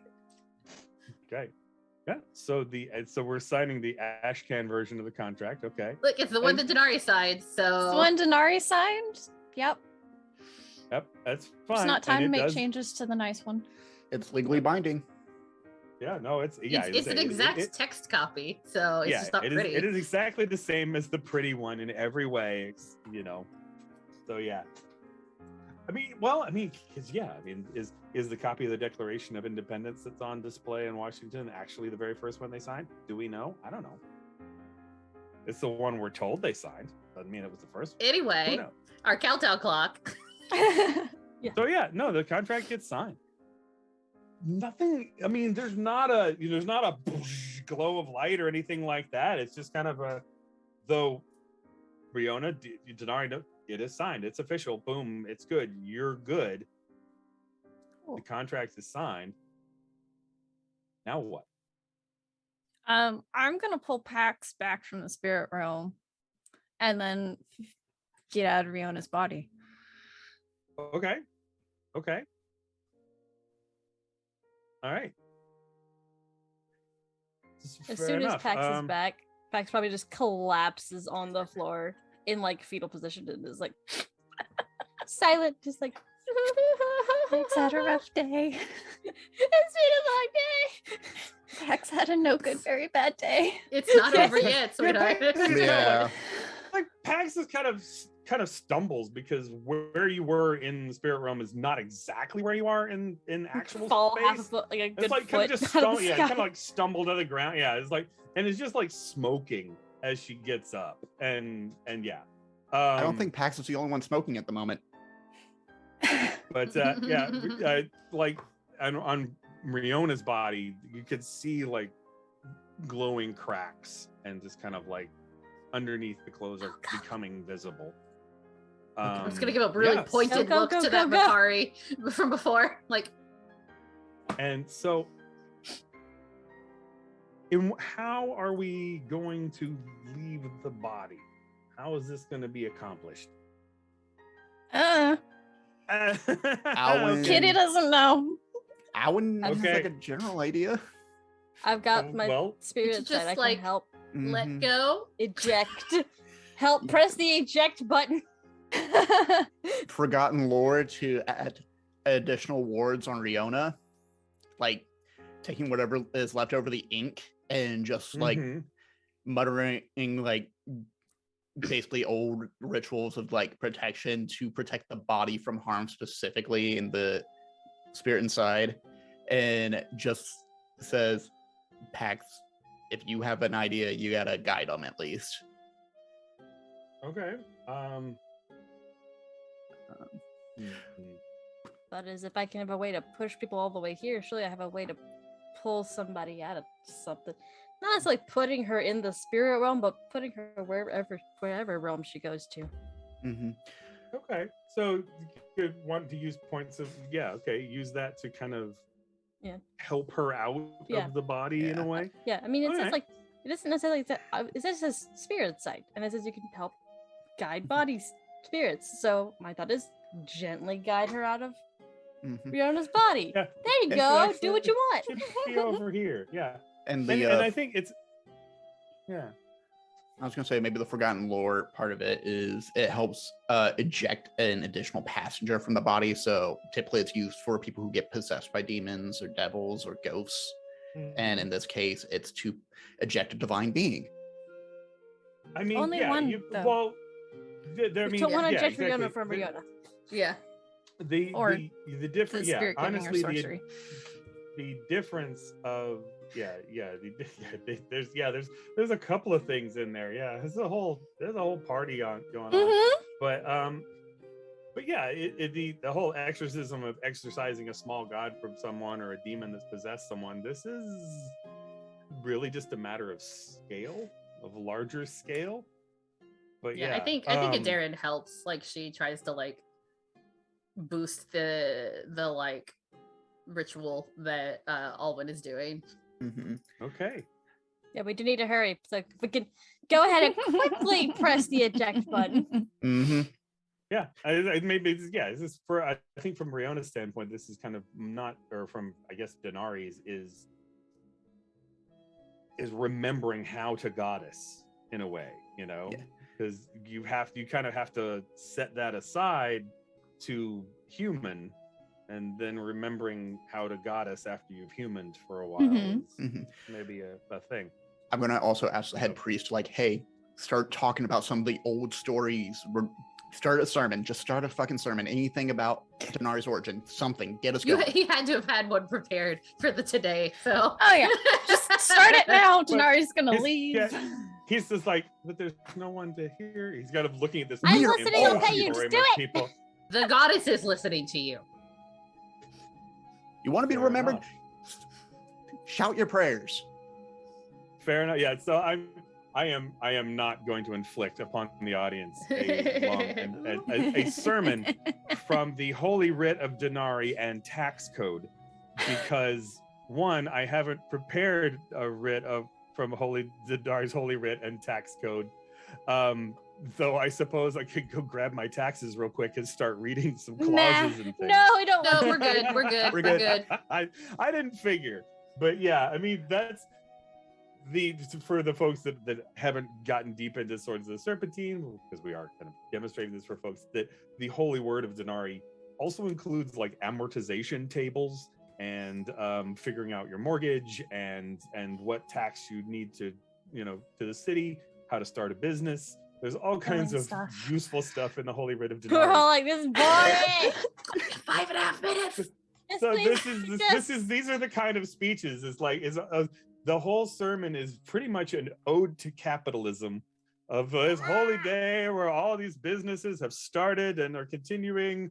May your return on investment be blah, blah, and so on and so forth. Blah, blah, blah, blah, blah, blah. And as this sermon is happening, as this power, I think we need to make this roll on the sorcerer's roll. I think somebody who's leading this shenanigan. And I guess for those of you who aren't leading the shenanigan and are officially helping, then we're going to roll. I guess we're going to not roll, but add that D6 to whoever the leader is. That's to do a help. Yeah. Got this, Cole. You got this, Yeah, right? I will roll. I'm of course pumping 2 points of Forgotten Lore into this. Okay. And I want to make this extremely effective because I want Denari to stay here long enough to get rid of a different god, because that god's now in breach of contract by invading. Yeah, yes. So I'll I'm gonna use add as a much plus spirit 2. side as Denari's gotta needed go to kick help his get ass. that. Yeah. I believe you haven't really spent any, have you? You've got. I spent some to the statues. But I mean, Pax hasn't spent any spirit sight. No, I've got all 3, so it's like I You've figured been if I stuck. can take things away, surely I could help amplify a little bit, especially in a holy place. I got an 8 right now. Yeah, I'm gonna sacrifice another spear of corruption. and a spear, 11. So Plus another. Drop a couple spirit sight in there. Okay. Plus 5. So I'm going to keep rolling these real quick. Plus another 3. So I had 11, 16, 19. I like rolling dice. you're not rolling. You're just clicking buttons. Clicking a button. 25. Listen, I like when the number go big, okay? I like my click-clack math rocks. Click math rocks are awesome. So 25 Click math total. rocks are good. Nice. Okay. What a great On a sermon. I system- don't remember a word. on a system that normally uses 1d6 for things, a 25 is a pretty large success, but that's okay. Denari is a pretty large goddess in the power scheme of things. And I think basically while this sermon is going on, there's a little bit of stumbling in the sermon because over here, kind of off to the side, there's this bright glow, and it gets brighter and brighter and brighter and more, less of that golden yellow and more of that searing white. And it's kind of just almost that. There's a point at which that spell goes off, and it is, I don't know, I want to put the camera way back and do like the Akira where Tokyo is destroyed or whatever. The bright wall of light just goes off. That sphere just kind of fills the room, and as that white light washes over you, Brandon, you can stop the counter. And we cut. Everyone breathe out. How much was left? 2 minutes and 5 seconds. Yes! Ha! Oh, so good. Anyway, yeah, we come. The white again kind of becomes falling snow and cherry blossoms and hitting the ground, and we see Riona again at a memorial tree, kind of meditating, thinking about her family, and there is a crunch of snow, and the kind of the murmur of a horse kind of coming up the trail behind you to the tree, and on that horse is Denari, again dressed in furs, and kind of hops off the horse. Thank you.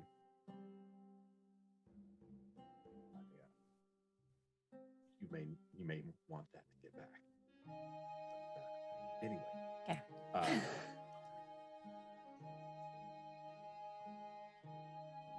won't forget it. You very much helped. But I do need to send you off because I got to do a couple of things. And are you okay? Anything you need? Questions? No. I can answer a couple. Okay. Oh, no. Okay.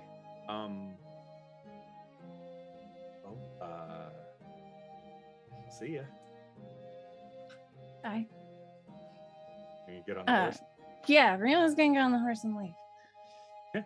There's a little bit of a moment where you kind of get that joy that you haven't had in a while of being able to just ride. Vontavni are a plains tribe, a horse people, and in the city of Eversink, there is very rarely an opportunity to get on a horse and just effing gallop and just have a good time. And there is a winding trail from this memorial tree. The details are fuzzy. I mean, later you probably won't necessarily be able to remember them or whatever, but you have that feeling of being able to ride again for a while. And in the temple in Haven,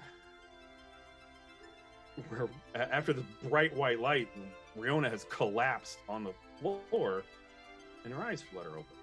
Kind of like, and it comes back to the room. Riona? And Did it work? It worked. You put the wrong body in. Shit. I'm sorry. What, Owen? I'm sorry. Bad timing. Bad timing. A little bit, yeah. Yeah. I'm gonna go back outside and look out the window again. I won't join at the window, just okay. You... I think I'm just like sitting on the floor next to Riona. I probably look a little pale myself, except for like that shiner's really showing up on my face now. Right? Yeah, that's where you've caught. Yeah, let's say it's finally over time. Elbow. It's been enough hours that it's starting to swell up. And yeah, it is bright. bright. And yeah, I think outside there is this cloud front that has just swiftly just moved over the city. Rain is starting to pour down in Harbor Approach and kind of the western side of the city, the side that's towards the Bay of Coins. And this storm there's a lot of wind and it's just kind of whipping through, and it starts to rain. It starts to rain hard. And as it does, that the rain kind of comes down in sheets and fires just start getting doused. And a lot of detritus kind of washed into canals that will eventually go out to the sea. But the storm isn't so strong that it's knocking buildings over. It's just probably the strongest storm that the city has seen in a long time. And there are breaks in the clouds every once in a while of just a ray of sunshine to let you know that it is still daytime out. This is all only taken place over the space of maybe 6 hours. On signing this, it's still signing day.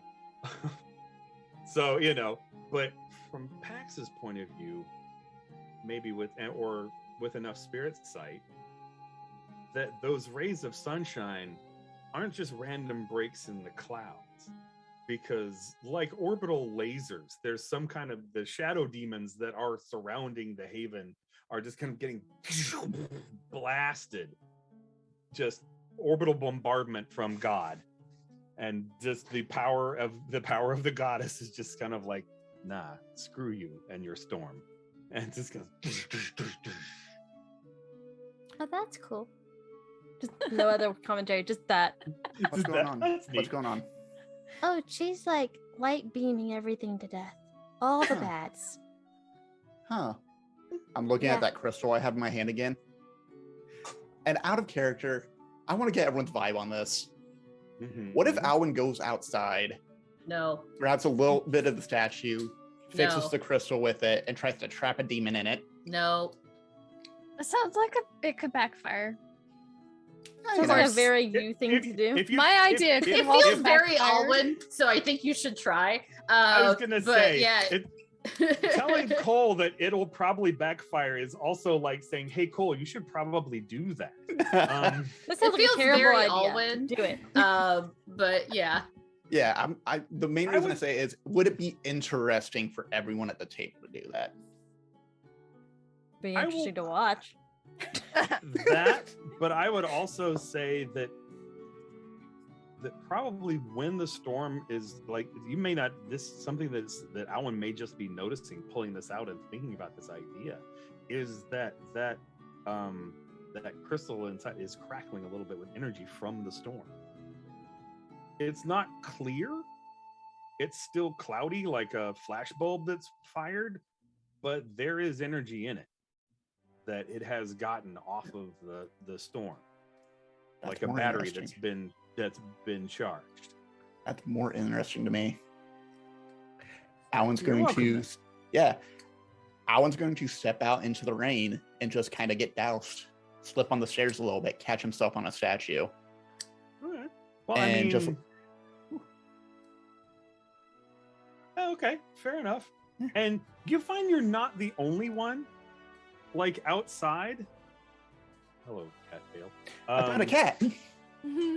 But there are other people. It's kind of like weirdly, I don't know, for that you kind of have that whole people coming outside and like snapping out of like a weird hysteria. Like, I don't know, what were we thinking with this whole the people that were fighting in the market square, just like, are you okay? And they're still like working together, and it looks from a distance like struggle, but at close range it's more that they're helping each other kind of reset and try and rebuild, and the vibe has changed. And a Darren across from, basically on the other side of Riona from you, Oleander kind of down on a knee to kind of get to that same level, and like Darren's just like sitting on the floor, and I'm like really just like look a little shell shocked, and I think I'm probably like suddenly feeling all of the like aches and pains and bruises and like minor injuries I've sustained over the last several hours. Mm-hmm. And I'm just like, I'm just gonna sit here. Mm-hmm. and just again, that hand on the arm is like, are you okay? And she kind of brushes against, not gently so as not to like. Yeah, I think I still flinch a little bit because I feel okay? it. Yeah. Like, poke, poke. Not something a kid would do, but more of a still flinch a little bit probably because I'm not used to having pains. Right, but it's like we'll get some ice for that. Yeah. You did it. You did a lot. I don't know most of it. You're hi. How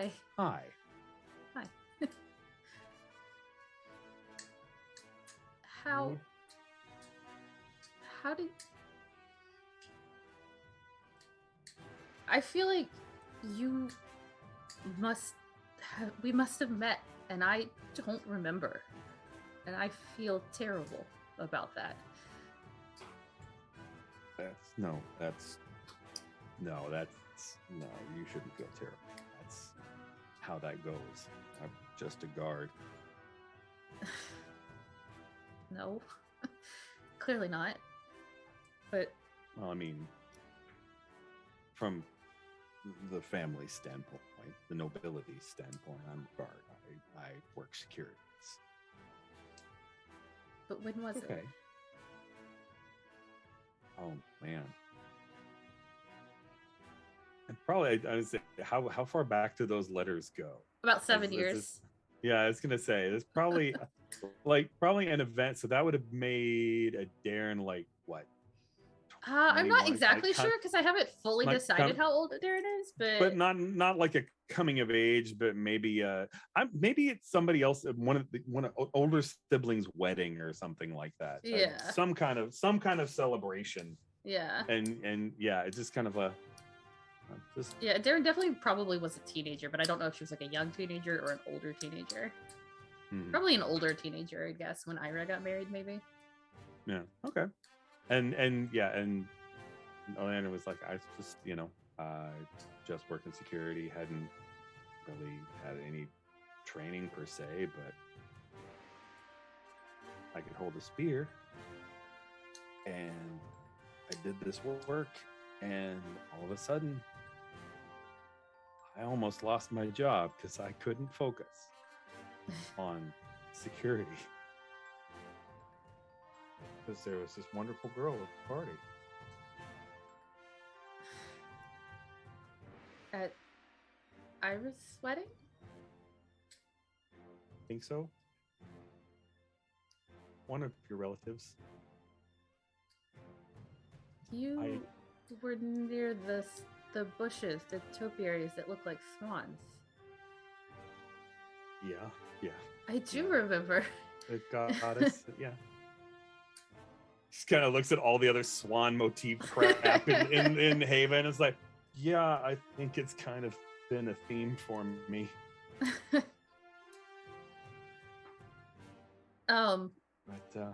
I think I go into my jacket again. I just picture like a really like tight like tailor jacket, but there's like an inner pocket, and I go to pull out the letter, the one she sent me. I do imagine that like Aaron's jacket is one of those that has like so many hidden pockets. You know what I mean? Expensive. That it's just like all like custom this made. one with this letter, here are my lock picks that I don't know how to use, but I've got them, that kind of. Excuse you. Speak for yourself. Yeah, right. It's like I got this tactical jacket off of Wish. Anyway, No, I think I go to pull it out and it's not there. Because I think it would be fun and interesting if it either got mixed up with the contract or like fell out when I was pulling out the contract. And so it's like, somebody could conveniently find it here in the church where it's laying on the ground.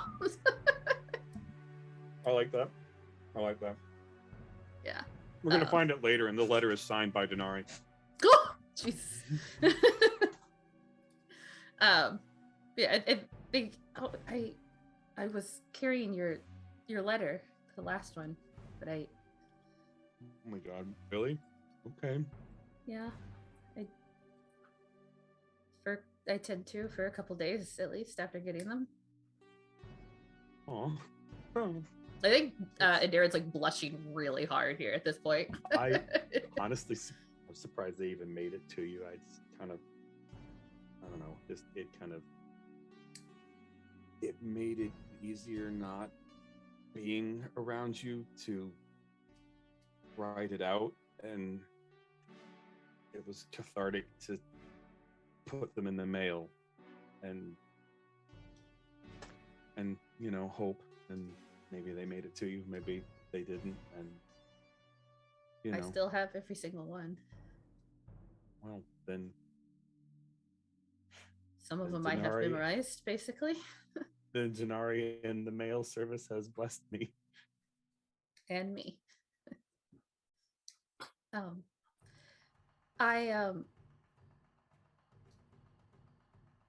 I assume that the reason you've been anonymous this whole time, though, is because of the difference in our stations. Well, I mean, because they're not a guard. I mean, there are better matches for you. No. Oh, there no, aren't. there are. No, there aren't. There are better matches. They may not be right. No, there is no better match. We have to keep pretending for now, but I will find a way to spin this to my family.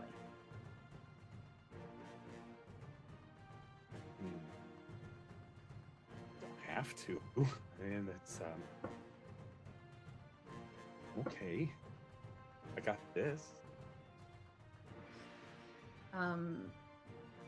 If you know nothing else about me, know that I have never once in my entire life accepted the status quo as it was handed to me. I don't find that hard to believe at all. I will find a way. I promise. I know a few things about finding obstacles and smashing them, so sure. But for now, we have to keep pretending. And I'm I sorry, figured. because I really don't want to, but Well, I have questions. about Perhaps there were things that may have happened, and perhaps we have to take you into custody, and maybe we'll have to question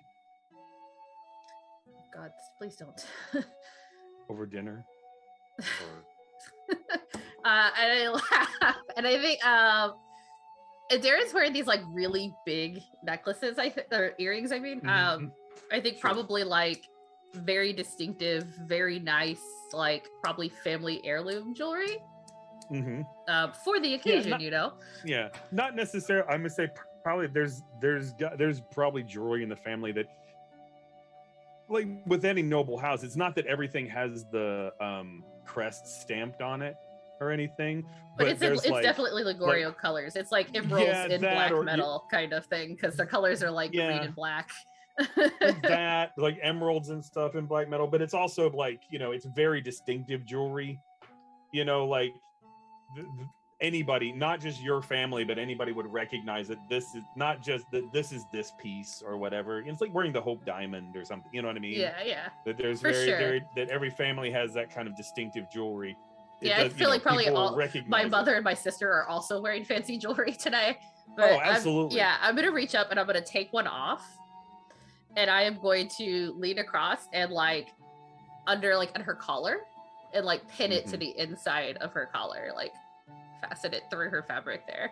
You kind of have to reach up. Oh yeah, definitely. She's like a head and a half taller than you are. Oh, absolutely. But, yeah. If she's really, really massive, and like she might be almost a foot taller. yeah. She's like over 6. She's I think Adarin's closer to 5 feet. So just over 5 feet probably. But yeah. It'll like pin the earring inside. Yeah. Okay. So you have a reason to come see me. Yes. In person. Clearly you have lost an earring somehow in all of this mess. And then I can introduce you to my parents as the woman who saved my life and helped save Denari and the city. I don't know about that. I mean, you did. We wouldn't have gotten out of the carriage. We would not have gotten out of the carriage. Why would you had to get out of the gate? That was clearly you wouldn't. Yeah, the crowd would have overwhelmed that.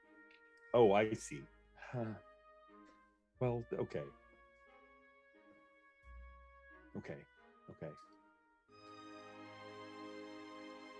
This is gonna be interesting. I promise I will make it work. I'm not as eloquent in person as I am in writing.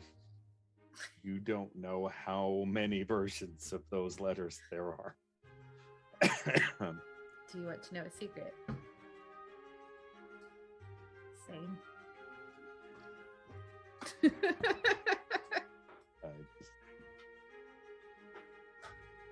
Well, you pull it off well. So do you. But I should go answer all of the. Your mother is probably looking at you. It's just though. I mean, this is all. And Riona, you're conscious, and really aren't hurt. And this conversation is like taking place over you. Yeah, I like that. I like how Dara's just like not really paying attention. My eyes closed, like whatever. I got secrets out of Darren.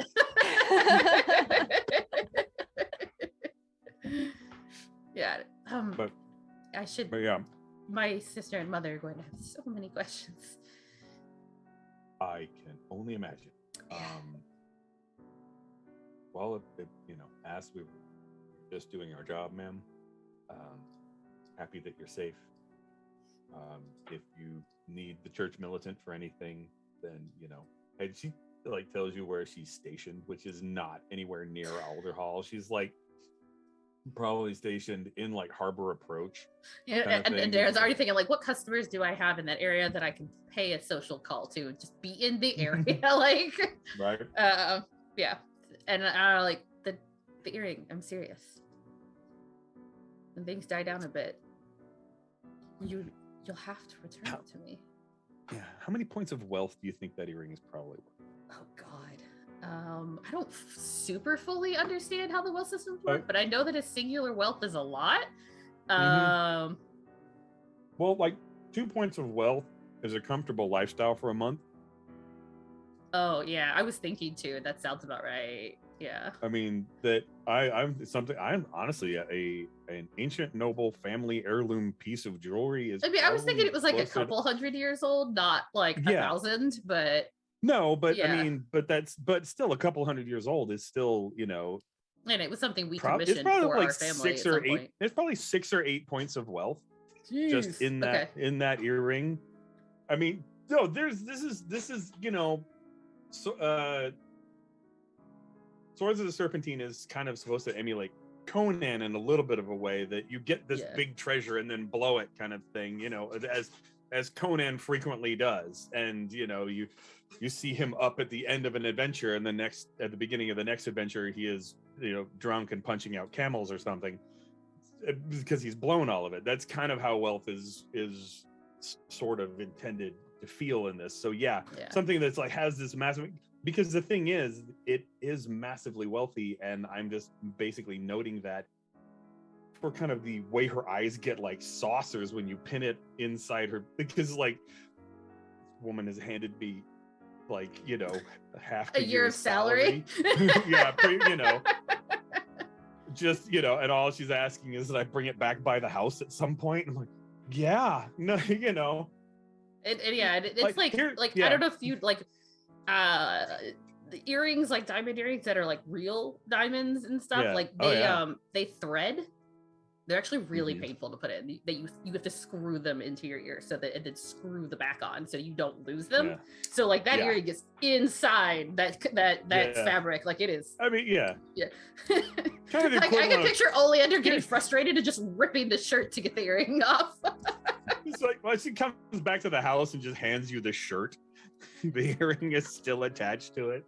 Yeah. But I mean, you know, it's kind of the whole, here's the keys to the Lamborghini, bring it by the shop and we'll get it tuned up, kind of, you know. It's like, you're gonna what? You know. So yeah, you're gonna have to get used to that. Yeah. Ancient nobility with money. Yeah, a rare combination. Yeah. But yeah, I mean, your mother is like near the high priest, who is still speaking, by the way. Is it still the sermon? Oh my god. Yes. It's like this thing was supposed to be like an hour and a half long. It's like the Pope's address. Can't stop now. This is a once in 1,000-year address too, you know. So it's like it's gonna be delivered, I guess, because I have to, and the goddess approved it or something. So yeah. But yeah, he's still speaking. Your mother's up there on the podium. But it like keeps stealing glances because there's not an audience for them to pay attention to. So it's kind of y'all and the storm outside and Pax and Alwyn like at the window. And Alwyn's soaking wet, having come back inside. Yeah, I think Cole. Yeah. Where are you at health-wise? I am at a nice solid 4 out of my 8 total. Okay. Because I rolled a 5. Oh my god, seriously, again? I'm right at 0, baby. So 5 points. Christ. Because you're kind of out there with this crystal and get struck by lightning. Honest to God, that's what I wanted to happen. You want to die, man? So Pax, basically, if Alwyn is out in the rain, Pax is kind of in that alcove, kind of watching and going, all right, cool, the storm, and the goddess is like striking down these things that were chasing me for like 4 hours. So that's probably kind of gratifying and entertaining. Mhm. F you, goddess says no, F you, you're cool, F you. Anyway, but and then like right in front of you, like 20 feet away, Alwyn gets struck by lightning. I want to point What out did you Alan do? doing Although, something foolish. Actually not Alwyn struck by lightning specifically, Pistol. because you kind of can see it in great detail in like the after image in your eye, because lightning is very bright and just kind of like burns itself into your retina. What got struck by lightning is whatever Cole's holding in his hand. What are you holding? And of course, It's not that loud enough for lightning anyone else to kinda hear. Just through the hand, and of course conducted through the body into the ground. So, and Cole cannot answer you because Cole just like collapses because gone to 0, and you might want to make that roll to stay conscious. What do In I fact, roll again? Or you could just, for role playing sake, you could just fail that roll if you want F to. out. It's been a day. Yeah, I mean, You know what? I want to see Alwyn's resolve, because I do think Alwyn was doing something silly where he was looking at the crystal and was like very slowly rubbing his fingers to try and merge it with the cane. ah. You told me I need to recharge my ghosts and spirits. mhm. We He's know got two what stuff. Alwyn's next sorcerer's sphere is gonna be. It's gonna be lightning. Yeah. No Storm. subtle magic for Alwyn. Let me go ahead and No. just roll a flat d6. Oh yeah, I got a 5. Nice. Okay. That yeah, you'll stay conscious. So I mean, you could be conscious in a dramatic sense and kind of eventually go, okay, I'm done, pass out. But that, yeah, go, yeah. So okay, I guess you can answer the question. I'm gonna go help move Alwyn back Back inside as inside. much as I possibly Oh, can. Just No, and kind he of like, smells Where he- terrible. where he He won't smells get like sunburned buried or hair and something. ozone, and he's wet. Yes. As Yep, a- and wet. I've That been would've smelling been- spooky for the past like 6 hours. I don't think Yeah. that's But That but would kind of have an been quite the alcove. crack of thunder. Yes. Oh, it absolutely would, because it'd have been right there on Oh, top yeah. of Haven, just going in the middle of the sermon. And lo, did Denari say that 15% is too much for student loans, and and so on and so forth. Student loan forgiveness is against God's will. And anyway, Did I at least get the crystal got to it. merge with my cane? Like right in the 2 little divots where a skull would be, or like eye holes would be.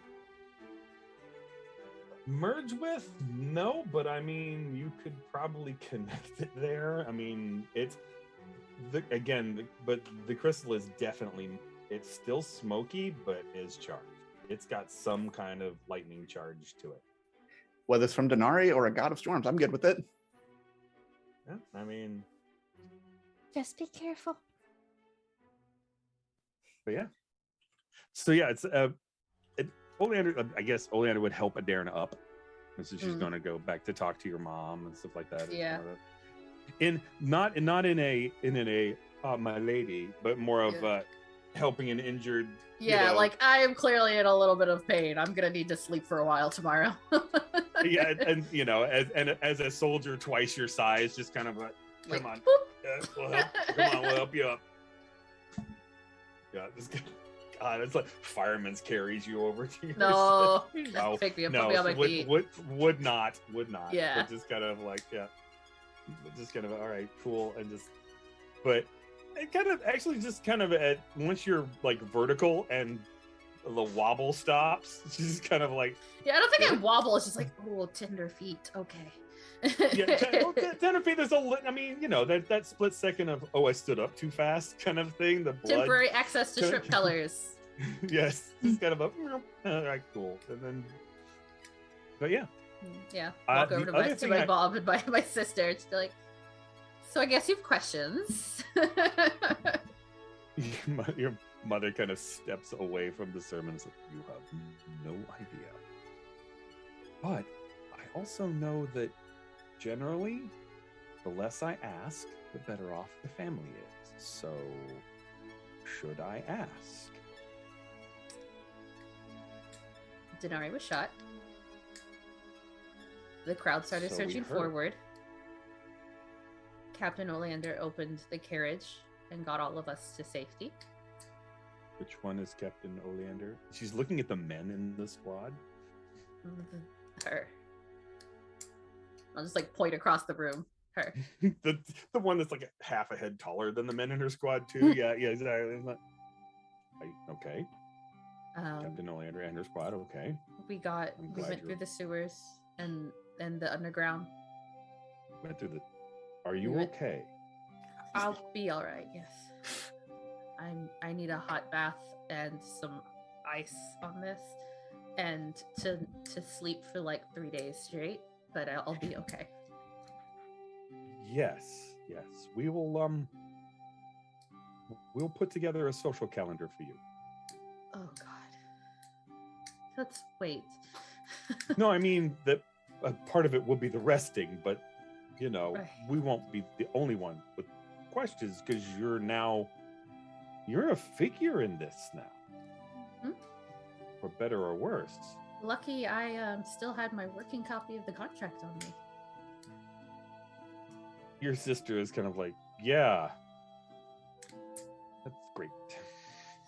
Sorry, Ira. He's got her good copy that doesn't have any signatures in it. Sorry, Ira. We all worked really hard on that.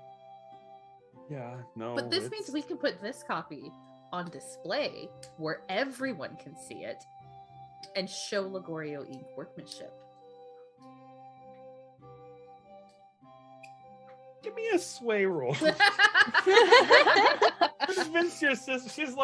She's really not just. This is kind of it's not so much. She's like, this sounds good, but you're spinning this. What? Sure. It stole her thunder a little bit. And I feel bad because I didn't really want to upstage my older sister. Right. Well, it's like. I mean, what's my target? I think probably like a 3. She's not like. Okay, this isn't like I rolled a 2, so I'll spin 2 afterwards to get the 3. It's not a whole lot on the line, but she's like, yeah, I suppose. And if nothing else, this could be the family copy of the contract. We could charge admission to look at it. Display and I mean, we could still get everyone here to sign it, and we could rent it You've been working on that glowing church. ink. You've been working on that glowing. It was divinely inspired. I saw it in a dream. How do you feel about forging the goddesses? Ira. I'm saying it's not the real contract anyway, so. Pretty sure Troy would like that. Okay, fine. We could make it look a lot like it, but not. We could get we'll trace a copy of hers and put it on display next to the contract, like on a different piece of paper next to it. So we're not forging it. We're just showing what it would look like if she did sign it.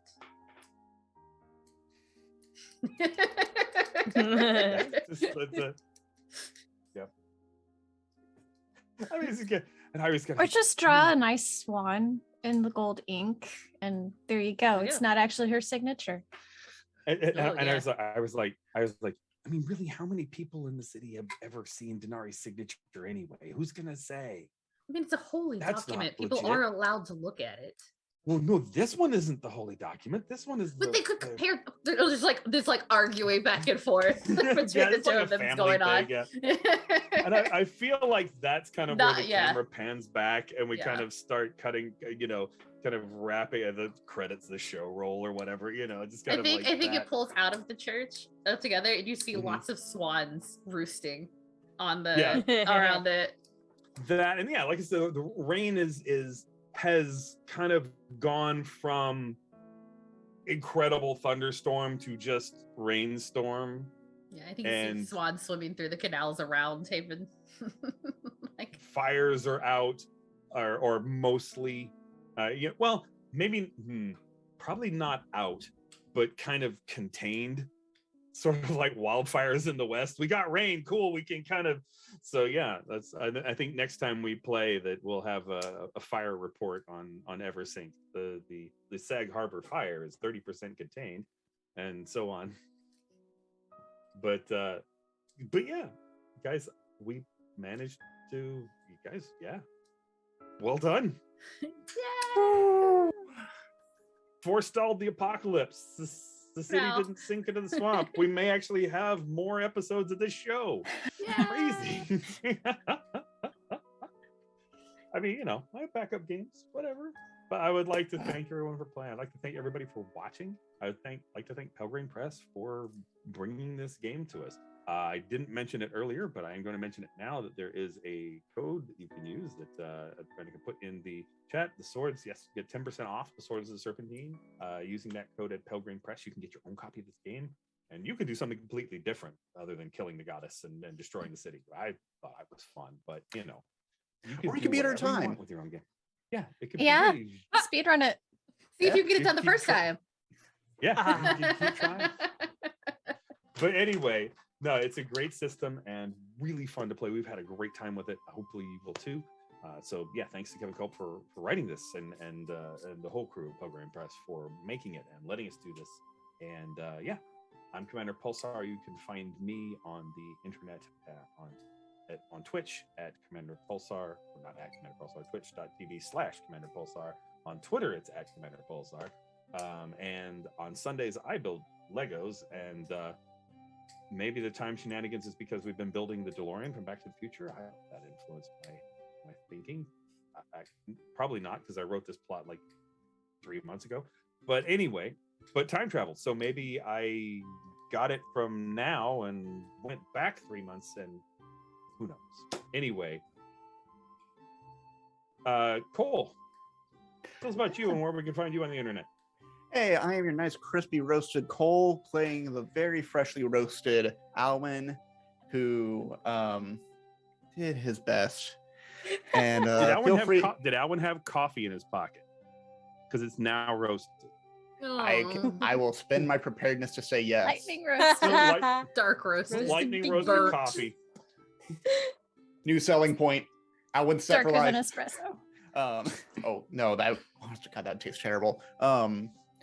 But yeah, feel free to join the betting pool. Which my two characters on this network will die first? It's a very close race. I'll tell you what. I think we need a Twitch. We need a Twitch poll in both shows. Yeah.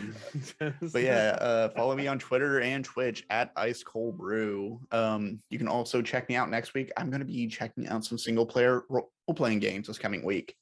So feel free to come check those out with me. One is called Wandering Dreams by a people I cannot remember, but will come to me later and I'll just type that in chat. I'm also on a show on Sunday. Thank you for reminding me. I forgot about that.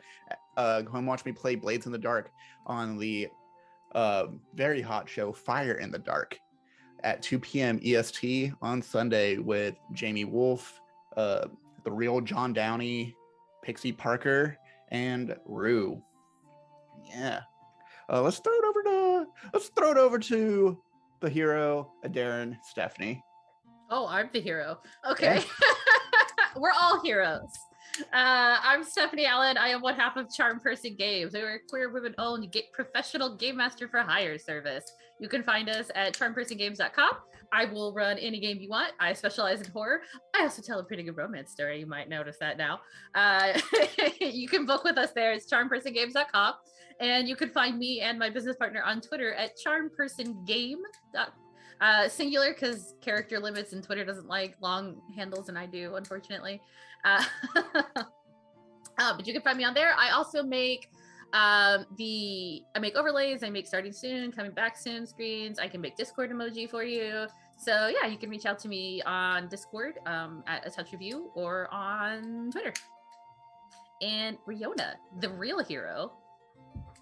Let's talk to Kitty. Hi, I'm Kitty. I'm not Denari anymore. Yay. My bad idea did not backfire on me. Woohoo! 2 minutes. 2 minutes. Because of you.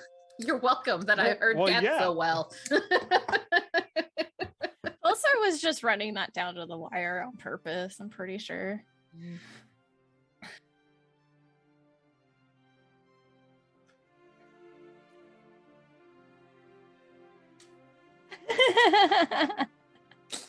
Brandon was saying that 10 minutes of the timer was wasted by me monologuing, and the only part of that I object to is the word wasted.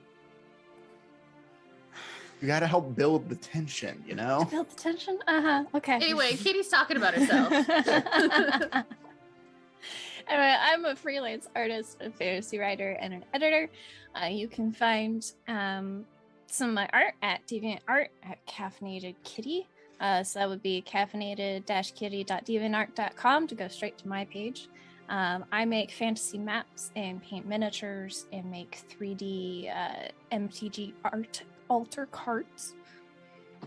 Sure, those are words. That's a sentence. You can find me on Twitter and Instagram as Wizardly Kitty. And at some point, hopefully later this summer, I will be starting an art stream here on Twitch as Caffeinated Kitty. And it's Aki's turn.